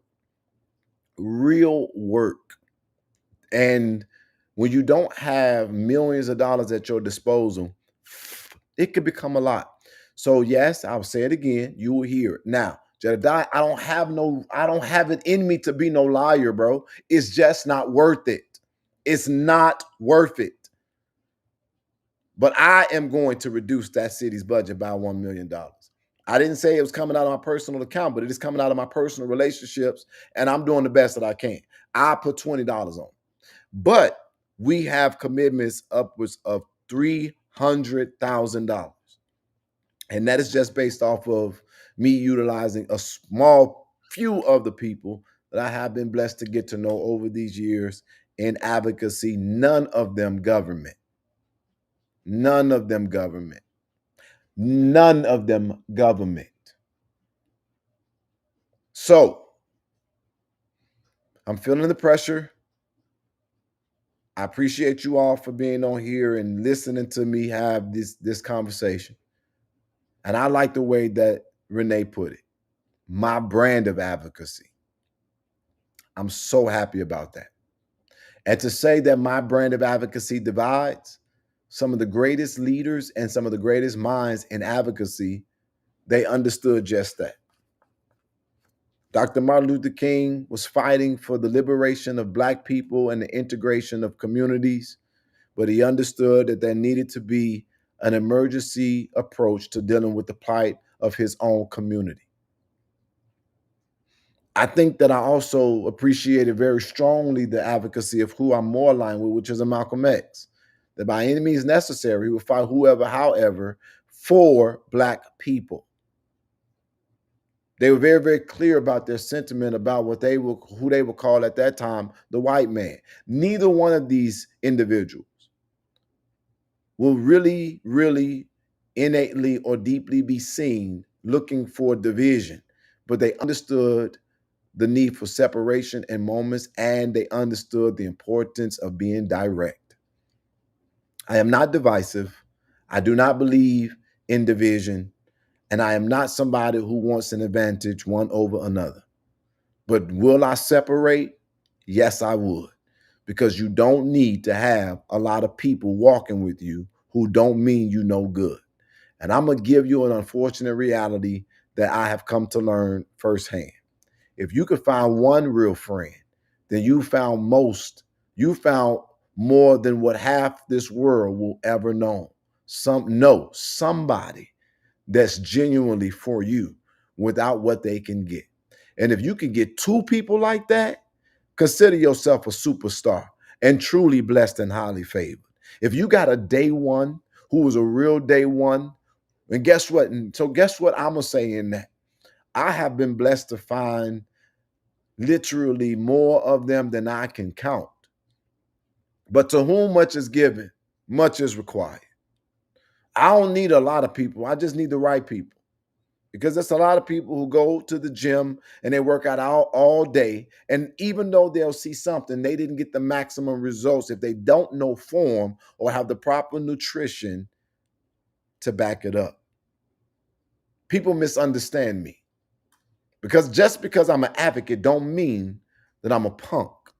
Just because I'm little in stature don't mean that I'm not a giant within. Just because I want us all to thrive don't mean that I don't think that sometimes you got to take a motherfucker out who's standing in opposition to that. And because I love God don't mean that even though I pray and I depend on him, don't mean that I won't cuss you out while I'm waiting on him to come. And just because I want peace and safety and a thriving community don't mean that I don't appreciate my rights to bear arms and to defend myself by any means necessary. Don't get me twisted.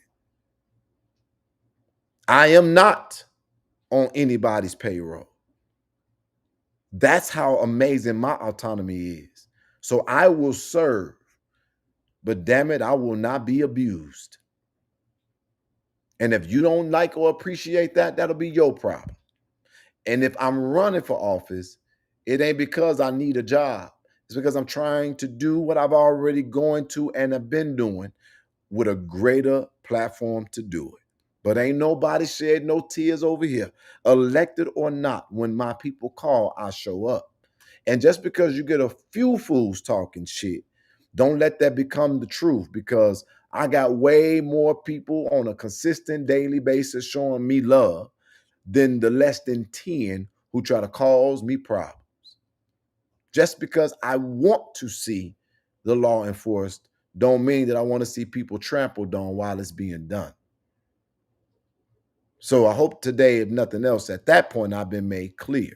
So that is why I will consistently ask for those of you all who heard me today to support this broadcast.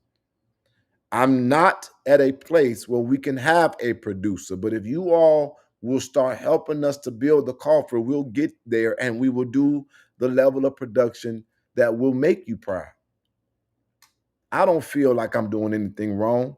I spent the greater part of my night last night watching Kai Sinai, Drewski, and Kevin Hart have fun all day while making millions on a live stream.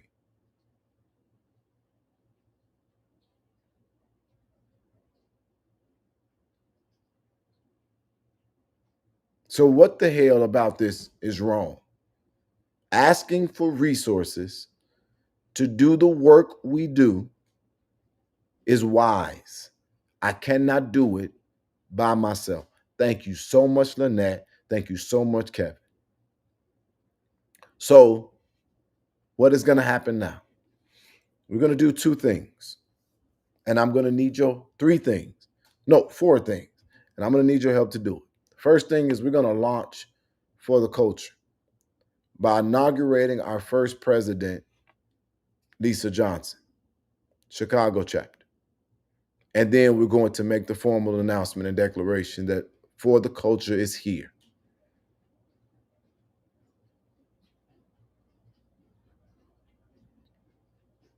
And we're going to mobilize and get to work. It does change the rules of engagement because I will then have to yield to the authority of President Johnson as it relates to her sphere of influence. Doesn't mean that I don't have a voice or an ability. It means that I have to do it differently. But I'm going to see this Harvey thing through. I want to see this city rise up and thrive. Again, we have seen tremendous victories that I'm not even trying to get a Nobel Peace Prize for, but I want y'all to know they exist. We have helped people avoid eviction. We have fed people consistently, quietly. We have fed people. We have met numbers of residents and we've gotten their perspective. We have made it very clear that we are not, we have done it. Let me tell y'all what I'm proud about. We did it with our chest out. We're not out here faking the funk or hiding what we own. We would come in there to figure out, getting to the bottom of it. I decided to support Christopher Clark. I'm not running from that. I will be effectively debunking many lies that we have determined and discovered to be just those lies. We have been able to help Harvey reclaim literally 1, 2, 3 parcels of land, 2 of them significant. 3.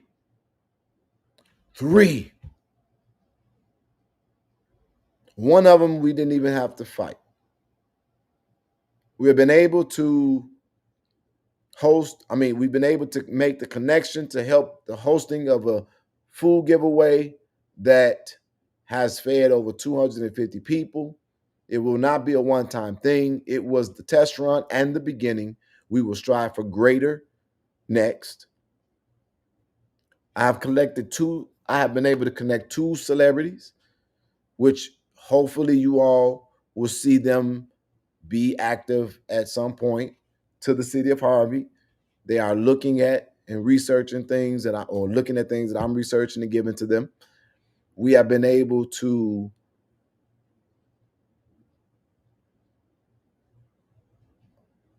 I'm trying to figure out how to say this. Directly address a squatting issue on an entire city block. We have been able to demonstrate our tenacity for change and our willingness to defend ourselves effectively. We have challenged the government and seen concession immediately, including increased liberties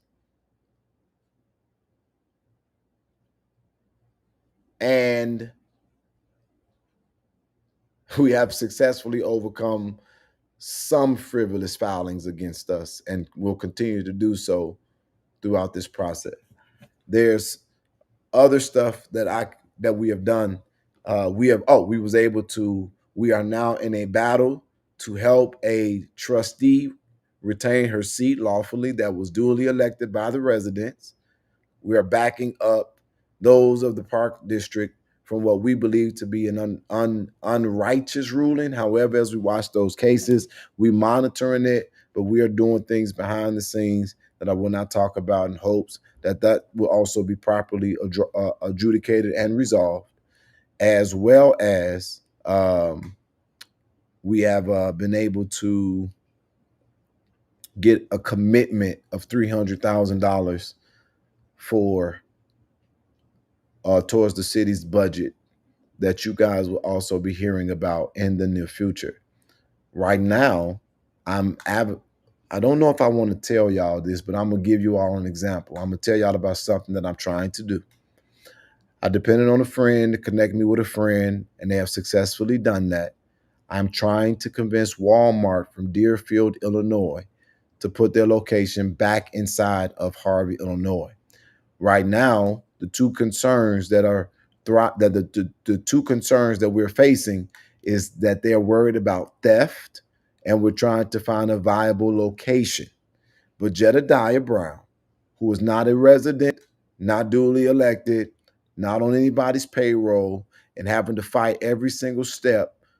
Did I say Walmart? I did not mean to say Walmart. Did I say Walmart, Denise? That's not what I meant to say. Walgreens. Sorry. Thank you for saying that. Walgreens, not Walmart. Did I say Walmart? Lord have mercy. Walgreens. We're trying to convince Walgreens to put their location back in Harvey, but they are worried about theft, profitability, and location. Theft because people were stealing too much. Profitability because we've learned that the majority of the profit of Walgreens is actually in their pharmacy. And that is something that, with the mileage to other opportunities in the community or for the community, is a concern. So think about not getting an overwhelming amount of profit through your pharmacy because of all of the options around as it relates to medication, and then people stealing from the bonus stuff to help you to shave off the edges, stealing it all damn day. And now with the current location being an AutoZone, having to find a viable facility that's not needed to be built up to put it up, that is a significant challenge to overcome. Not to mention whatever taxes is on the land. Do y'all get this nightmare? So this isn't the stuff that you make an episode about on a YouTube channel. There's nothing for me to walk around with cameras to show y'all. But if you don't think that we're working, you are sadly mistaken. We are working hard as hell, harder than I've ever worked, because I never ever got along with a government like I'm trying to do in Harvey. As it relates to allegations against this man, they for me have been largely unsubstantiated. And even though I've seen things like giving people a $500 ticket in a municipal meeting that I did not and do not fundamentally agree with, now that I understand it, and now I met the people who getting those tickets, Lord have mercy, y'all. I as an advocate, I'm speaking on these are my fundamental beliefs, honestly. But now that I've met Ryan Sinwelski, I don't feel a damn thing about those officers arresting him and throwing him out of Harvey's meeting. And guess what? Because they did it, now he brings his weird ass in those meetings and he's respectful. He makes his comments and he goes stands his bitch ass in the back and he look for something else to lie about. Respectfully. So now when you understand not just what happened, but why it happened and who was happening to, that sort of kind of changes the frame of the narrative. And so all of the people who saw the image of a man getting kicked out of the meeting because he wanted to exercise his free speech, now that we see who the fuck it is and how he's trying to weaponize government to oppress somebody else that has free speech, now does it make sense? So when that's what I mean when I say, yeah, Clark, $500 was a little excessive, but now that I see what happened, I get it. Maybe it should be 1,000. Because the residents of Harvey overwhelmingly are not coming into City Hall being disruptive and looking for shit to mess up and mess with and being extra as fuck and lying and manipulating. They come in there, make their comment, sit if they come, and that's it. Did I just make sense of what I was just saying? Did that make sense? And then, now that I know that Amir is not even a Harvey resident, this makes it even more hilarious to me. So you telling me that of all the people who be in these meetings consistently, only 4 of them are real residents that be complaining?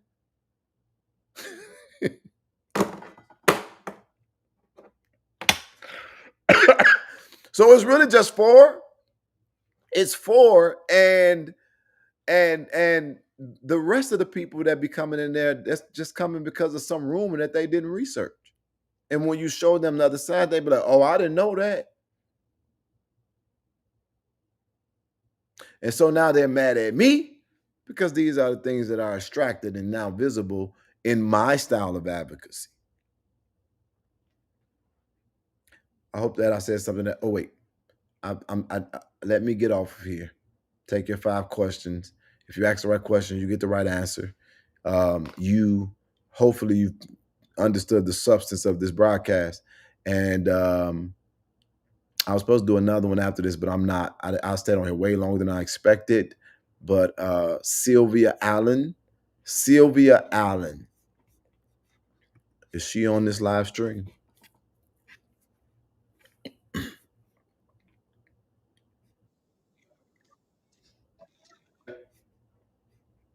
Is Sylvia Allen on this live stream?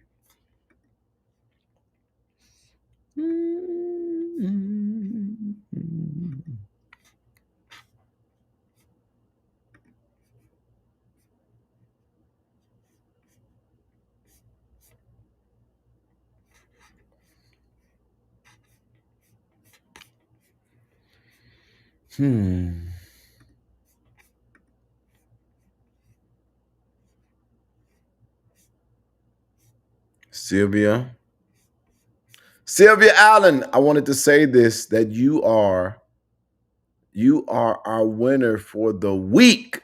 You got the sentence for the week. You are the winner. Yay! Yay, Sylvia.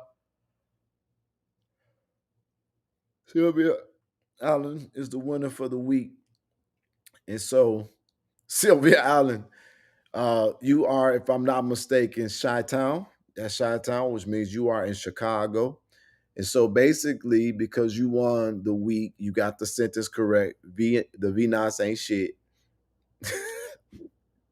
The VNOS ain't on shit. They don't know how it go. Whatever the word was, you got it. The VNOS ain't shit or they ain't on shit. And so you are our winner for the week. And so I will be coming to Chicago next week, I believe, on Wednesday. And you're going to have lunch with me. You're going to have lunch with me. Me and you are going to have lunch. And that's one part of the surprise. Lunch on me, hanging out with me. And then we're going to go to Walmart. Sylvia, I'm gonna come and get you. We're gonna, if you're okay with it, we're gonna come pick you up in the INA's SUV. My driver's gonna come to get you. You're gonna go have lunch with me. I'm gonna pay for the lunch, and then we're gonna go to Walmart, and I'm gonna probably buy you just one item. Congratulations, Sylvia. She's going to be hanging with me. And I'm sorry that I'm not. I know I ain't no Chris Brown or nothing, or no Beyonce or nothing like that. I ain't no super celebrity. But you finna see. I could be fun though. We're gonna have some fun.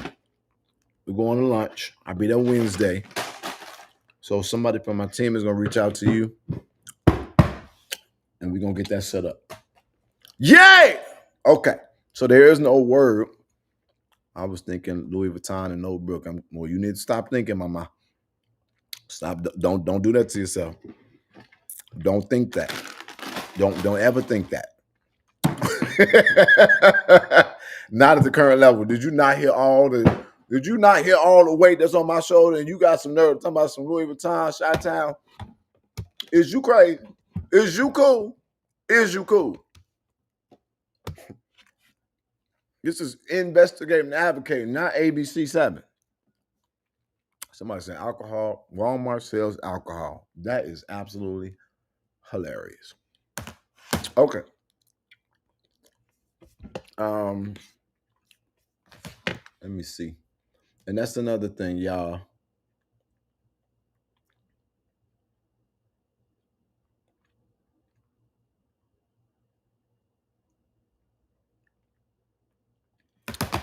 Is there anybody out of 159 people? We are giving. We have been giving. We are givers, and we're going to continue to do it. We're going to be very generous about it. Specifically on Cash App, is there anybody that is on this live stream who would be a blessing? $ FFJB.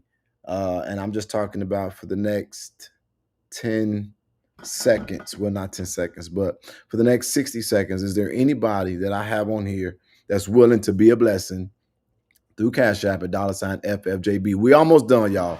We almost done. Is there anybody, just one person that's willing to be a blessing? We're giving, we're building that as the thing we do here. If I got anybody that is willing to be a blessing, I just really need one.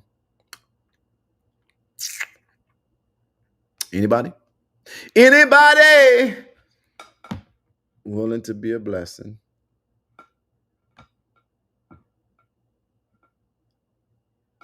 Out of 156 people. Yes, got you. Okay, so somebody finna be a blessing. Y'all give us 1 second. I'm gonna tell y'all when I got it. Louis Vuitton, don't ever think that. Renee is just a troll, no airtime. And that's another thing. Like, they'll probably try to clip that and act like I was over here begging, which obviously they'll ignore everything else. And so that's why y'all gotta be careful when y'all be watching stuff about people, because sometimes people just be spending stuff and they have their own agendas. And so, I didn't expect that. All right. With that being said, okay, wait. Pause, y'all. Pause. Don't nobody. Okay, no. You can contribute, but let me just do it this way. Gloria Robinson was the person who sent over something immediately, so that came. So with that being said, put a 2 in the chat, because Gloria Robinson decided to be a blessing, and that is going to today's winner. I'm not gonna tell you how much it is. You're just gonna put your 2 up there, and we're gonna forward it to y'all. Y'all see, y'all just never know how I'm gonna come, but just know I'm coming.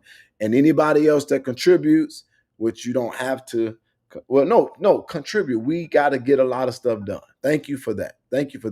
I just be trying to not deal with the foolishness that be out here. But people are contributing, and I do appreciate it. I'm going to take that first one, which is Gloria. She gave, and today Gloria is going to be the reason why we're able to bless somebody. That was my thought for the day. So put a 2 in the chat. Gloria decide. And did y'all hear my wording? My wording was, is there anybody that's willing to be a blessing? I didn't say for a cause. I didn't say just for the culture. I didn't say to me. I said be a blessing. So Gloria, hope that this is not something that upsets you in any shape, form, or fashion, that we finna transfer this to somebody, but you made it possible. You a blessing. So we're gonna be a blessing. We're gonna bless somebody. We didn't say who. All right, y'all. So let's go. And I had 160 people on here, and now I got 142. See, people don't really care about you. They'll leave and didn't even realize that the blessing was something that they could have benefited from. People are just so weird to me.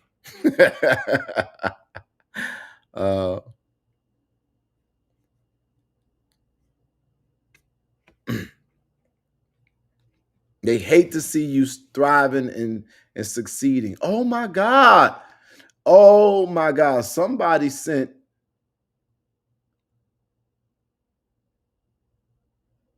Doretha. That's definitely going to the fight.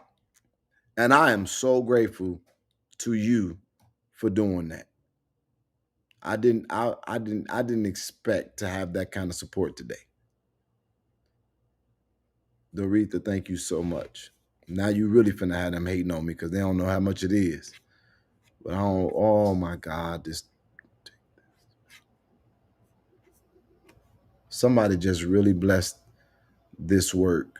That really just touched my heart because that mean that Doretha heard. Doretha, whenever your name come up, that just blew me away. Is there anybody that wants to be a part of this blessing? You got literally less than 1 minute to put a 2 in this chat. If you don't push the 2, you do not get considered. You have to put a 2 in the comments to be counted and able to get this blessing that Gloria sent you.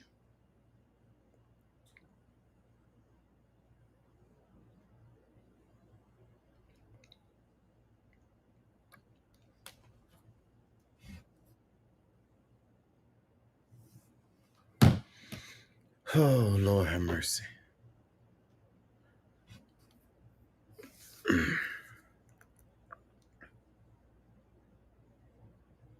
There's somebody. Before I say that, let me be a little bit more specific. There's somebody that's getting ready to go through a tremendous surgery.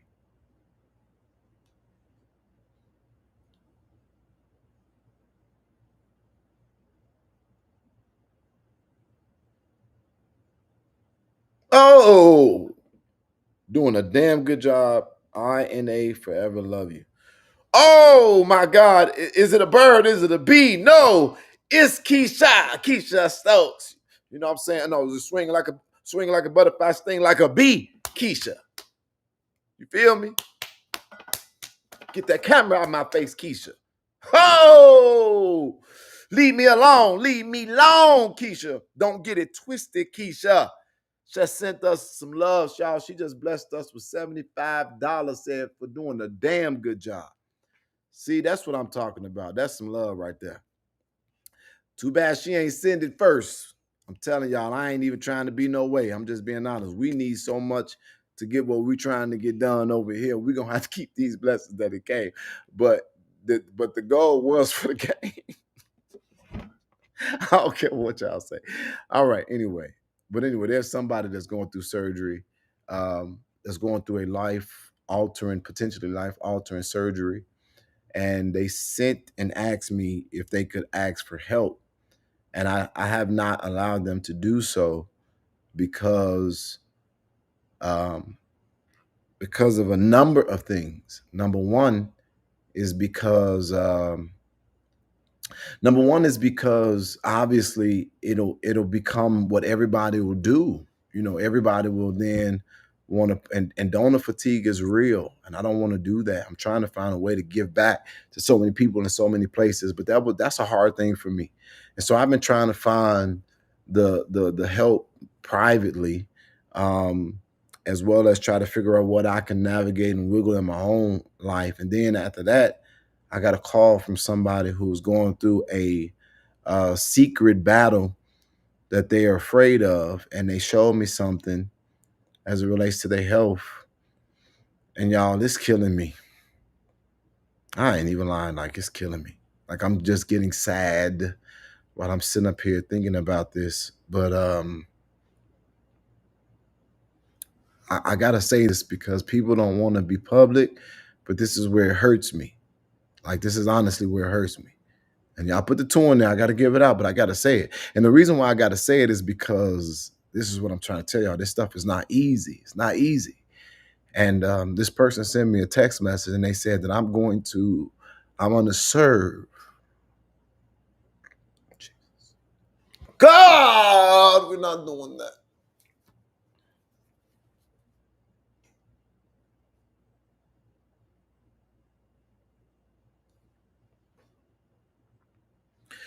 This person said to me that I'm going to serve as long as I'm able to. I'm going to serve as long as my memory allows me to. And they've been doing a significant service, no paycheck, no visibility, no thanks. But for somebody to say, I'm going to serve until as long as I'm able to.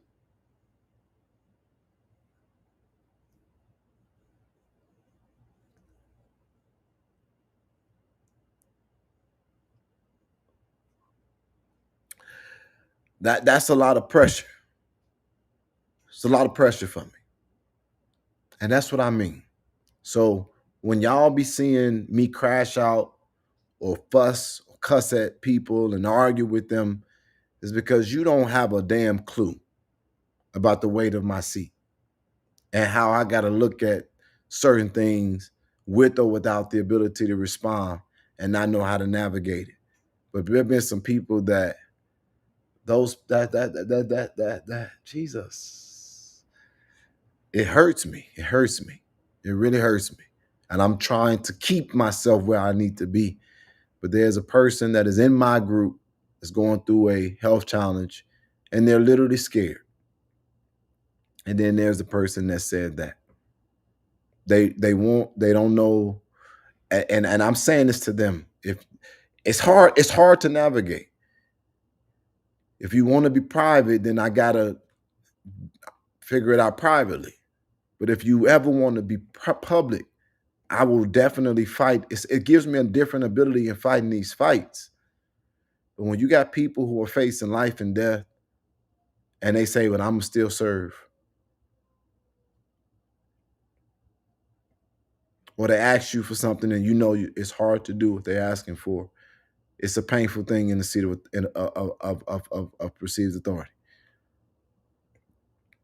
For them to see you get or raise money to have legal representation, and then you have to and then contribute to it at that, and then not know if they'll be able to handle medical bills.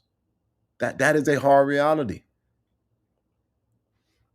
So thank y'all for your love, but understand that it comes with a cost.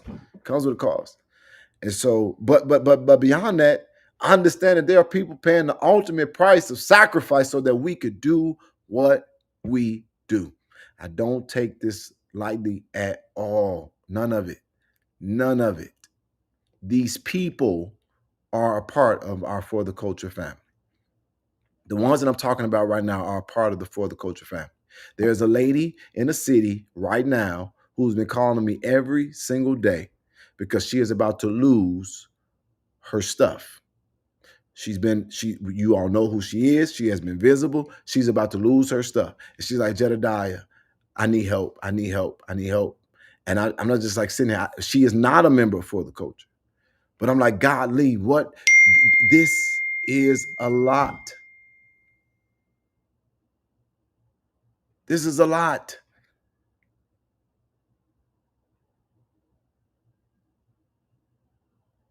It's a lot. And I am not on here lying or spinning. Only reason why I'm not saying these people's identity is because they don't want to be public. But when you call me and you're asking me to help you and you don't give me the teeth I need to fight or to help you, it's hard to navigate, but I also understand it. But this is my position. Fuck what people got to talk about. They're going to always talk. But sometimes we go through things because they're not just our struggles, they are our stories. And sometimes you go through things because there are other people who are going through them need to find the same courage that you do. That is a hardline position of mine. And I'm always getting attacked because I'm the one brave enough to say, hey, we got to do this. But then if I got to say, we got to do this and no name, then it makes me look like something that I am not. And I will never be. But it is a hard position to be. It is a painful position to be. It is an unfortunate position to be. And I'm not coming at anybody. I talk stern. I'm a little guy. So when I talk stern because that's how I had to be. But get this. I love all of y'all. All of y'all matter. But I'm feeling this. I'm feeling the pressure of my role and of my seat. And then when you try to redirect stuff, like we got this $500 a month project. This project is not just $500. This thing is expensive. That is why you guys are right now. We working on several components of the one from August, and we're trying to deal with the production of it so that you all can see it. It's a lot, okay? It's a lot, but I'm not gonna get on no soapbox here any further. I'm just going to give this $25 and continue to trust God and hope that you all see the gravity of it all and understand some of the reason why I am the way that I am. And to those who are jealous, I will give you the commander's role in For the Culture for 1 week.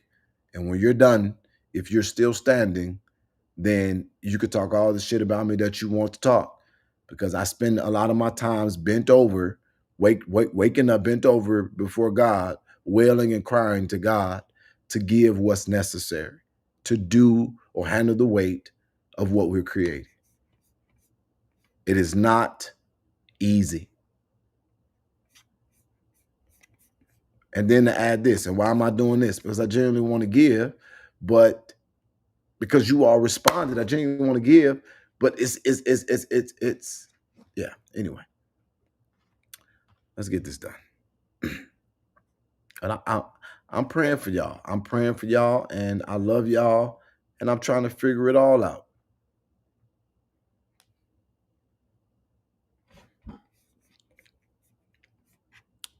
$78 people out of 138. You'll never get everybody. I'm fine with that. But I did give you enough time to put a 2 in the chat to be blessed today. And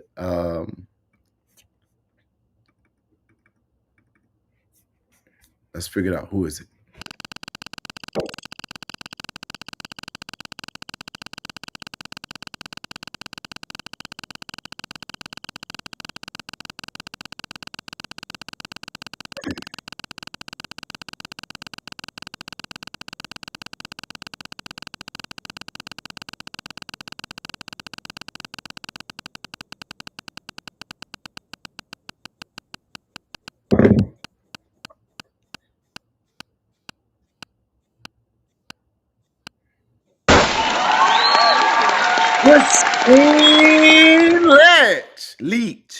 Christine Leach. Christine Leach.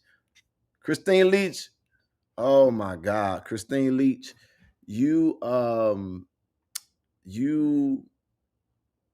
She says she is at the beginning, or she is like at a delayed part of the video. Could somebody please travel back in time and tell Christine Leach to pull up? Oh, there she go. You on here. So you came up to the right part of the video. Okay, y'all. This gives me a bit of joy after having to get all of that out. I can't come on. Oh, then you already know that ain't gonna work. So that means you got to take this gift in. So you got to put your 25, you got to put your Cash App on the screen. Gloria, a fellow listener and watcher, has provided a blessing today for you that totals $25. Normally I give out 10, but today Gloria had our back and she gave that we may be able to give, and you're the winner. So Christine, since you can't come on the screen, that means you can't play the game, which means you can't win whatever that prize is behind it. Womp, womp, womp. But come on and put your Cash App up on the screen, because I got $25 with your name on it. You could get lunch with that. You could, you know what I've also learned about $25, you could do really good at a dollar store. Or don't sleep on them beauty supply stores. $25 will get you a full bag if you know how to shop.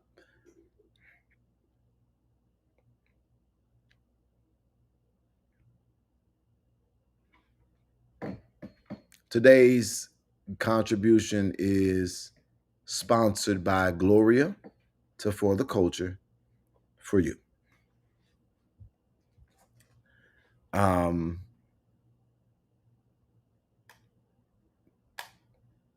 Excuse my I'm genuinely enthusiastic and excited. You guys see every time, so where's my music? Stop trolling.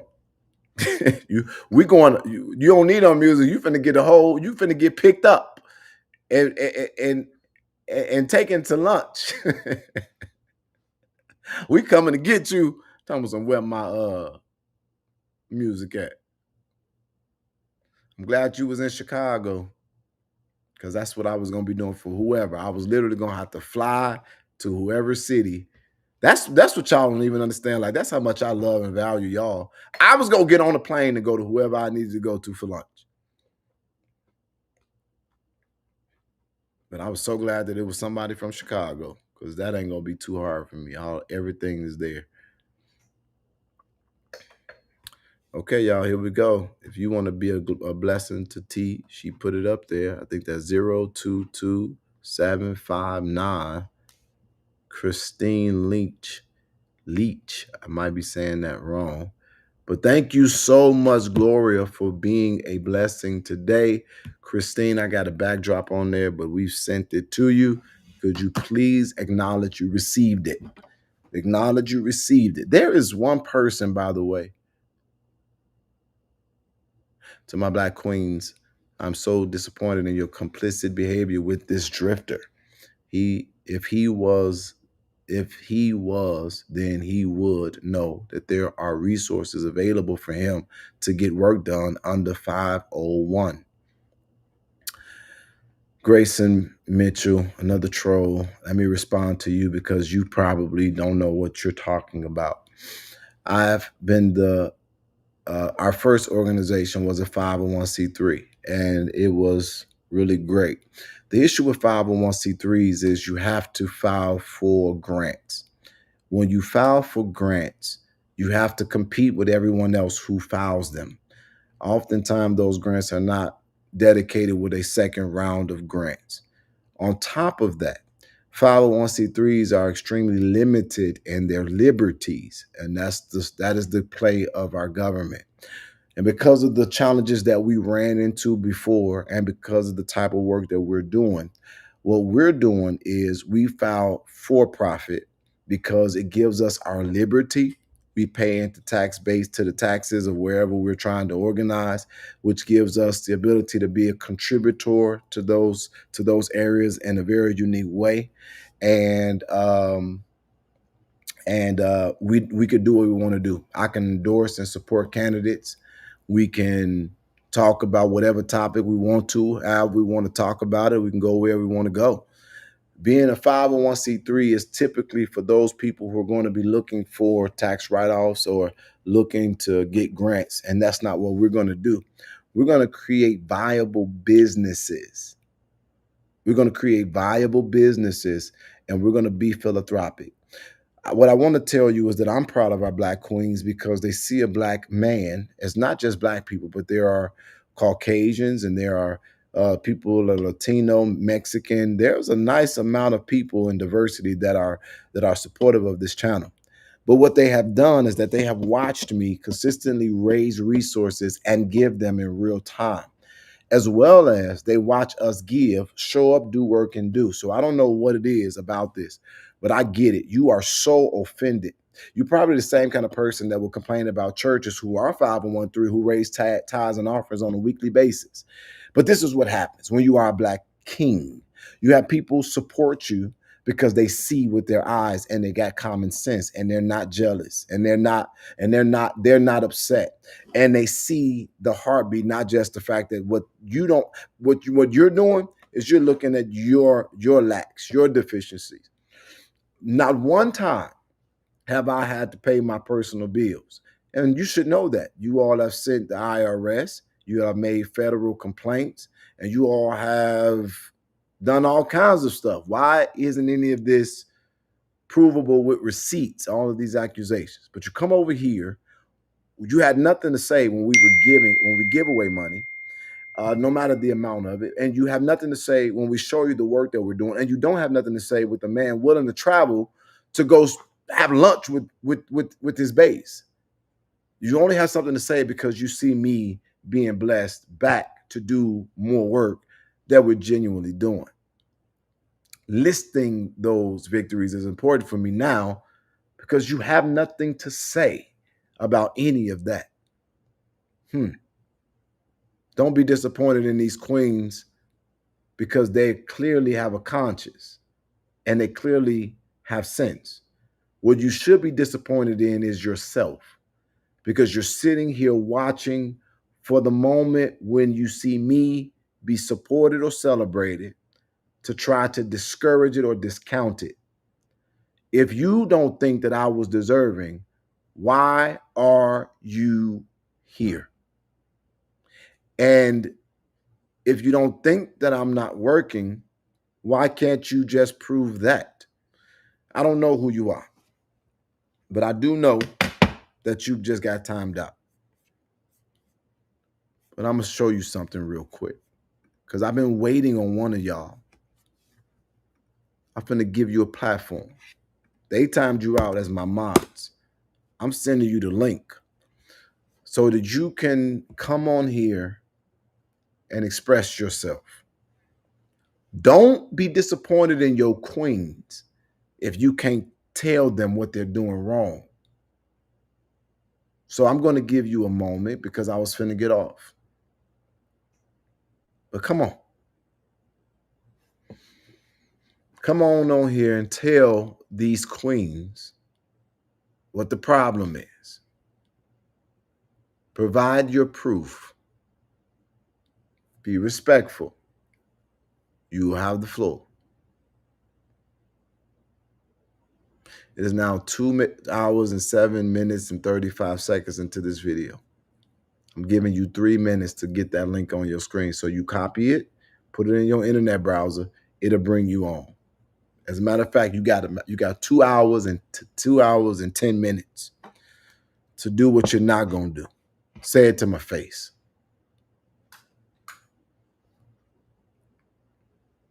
You're going to be timed out on video.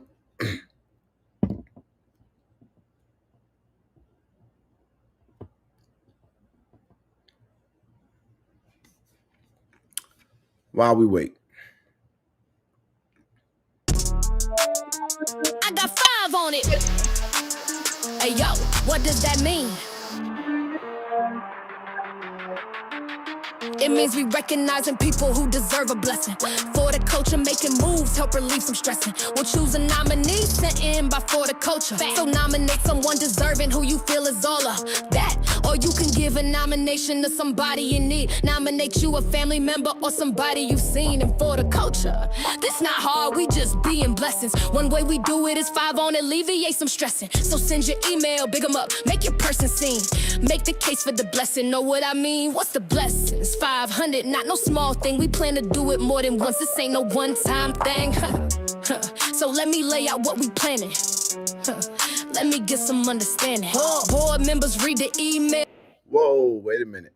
Squeegee says, Jed, I'm white. Jed, I'm white, and I'm having a hard time following someone with a Black Panther hat. Change the hat, and I'm in. Couple things. The Black Panther movement did significant work in providing resources for people who look like me during a very tumultuous time. I would never denounce their movement.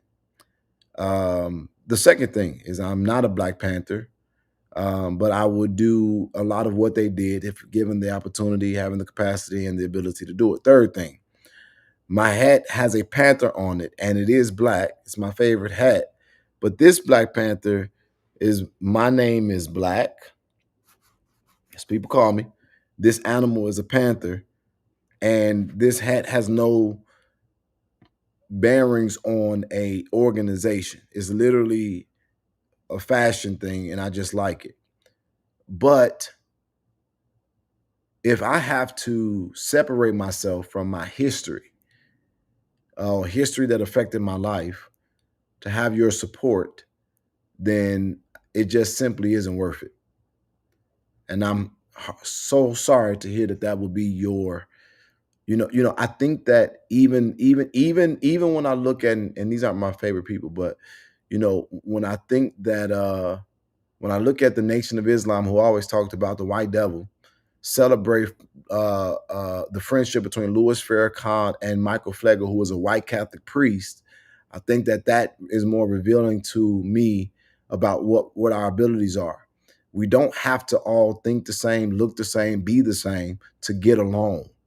The core of what even if we have a particular outlook on each other, even if we have a particular outlook on each other, and even if history between us has not been kind, we should not be required to not tell the truth or express our pride in it. If I see a Mexican flag and them expressing their Mexican heritage, I don't feel offended as the American while they're doing it down the streets, as long as they're not burning an American flag.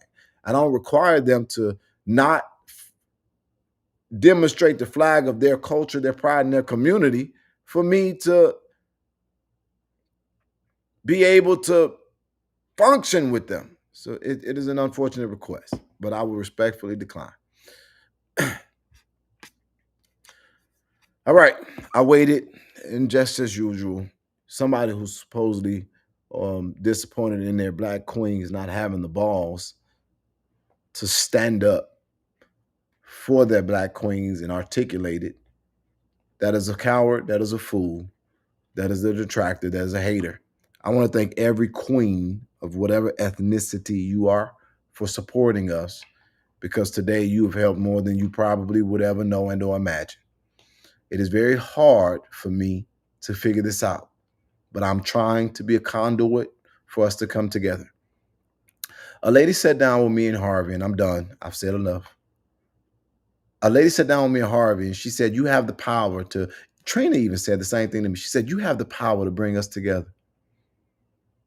You have the power to bring people together. This is what this lady said to me. She said, but yet you choose to be so divisive, to divide us and to cause chaos. And I said to her, what is it that what should I do? She said, you should ignore the noise and focus on the unity. And I said, this is what I said to her. I said, so you want me to ignore the attacks that are being waged against me from people who I essentially will say are on your side? Well, they don't have what you have. They clearly don't have that ability. And that's when I looked at her. And all I could think in my mind was, she's a fucking idiot. But I smiled. I didn't say it.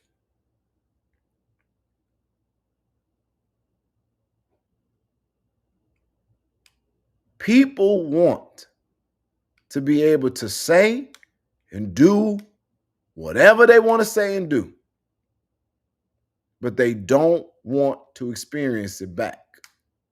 I'm going to say it for the last time as my closing statement. I am all for division as it relates to not being with people who don't share your heartbeat, the contents of your character, your relentless nature to an end, or your ability to be authentic. Do not mask a desire for unity with the need to be a fool. Unity, unfortunately, is difficult, because how can two walk together lest they agree? Why am I saying that? When I was a violence interrupter, people said that I was an anti-violence advocate. It was never the truth. I am a champion of self-defense. And even though I may go against violent acts, they're the senseless ones. But I do believe that if somebody presents a threat to you, you have every right and responsibility to neutralize that threat by any means necessary. So hear that from Jedediah. I do not want unity with the likes of people who I consider to fully be no good. We got that? I'm glad we was able to clear that up today.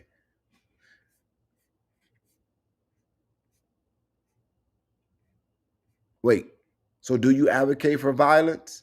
I advocate against senseless violence. Sometimes you got to put a bitch in a headlock for them to get the point. I hope I said something that added value to your life. Have a good day. Yo. Can I get in on this? I want another 1, 2. 1, 2. Oh, you thought it was through. This was just one assignment, boo. Judge checking with God, getting next instructions. Woo. You need an advocate, reach out, he might be coming. This young black king needs no introduction. When he shows up, haters hate seeing him coming. And no, he's not Malcolm, he's not Martin either. He got his own style. Jedi, yeah, we see ya. This crew, they not looking for the credit. Advocates on the move. This crew, shifting the atmosphere. Advocates on the move. And when he comes through, you know they coming too. Hey yo, INA, where you at? What it do? They got receipts, they got them files. They gone investigate an advocate, holding it down. And when it comes to intel, you know they showing out. You're smiling in Jed's face. Hold up, check that file. Don't run up on them either, they always in the crowd. INA got his back, you don't know when they around. This crew, they not looking for the credit. Advocates on the move. This crew, shifting the atmosphere. Advocates on the move. And then there's Jed's mother, you know she gon' speak. She praying for the people, prophesying what she see. Jed, God got you covered, he's holding you down. He's showing you his favor, his mercy, his power. So always stay humble, give God your best. Remember you're a man, ain't no S on your chest. You know where help comes from when you're up or you're down. That crew runs deep, keep the real ones around. This crew, they not looking for the credit. Advocates on the move. This crew, shifting the atmosphere. Advocates on the move.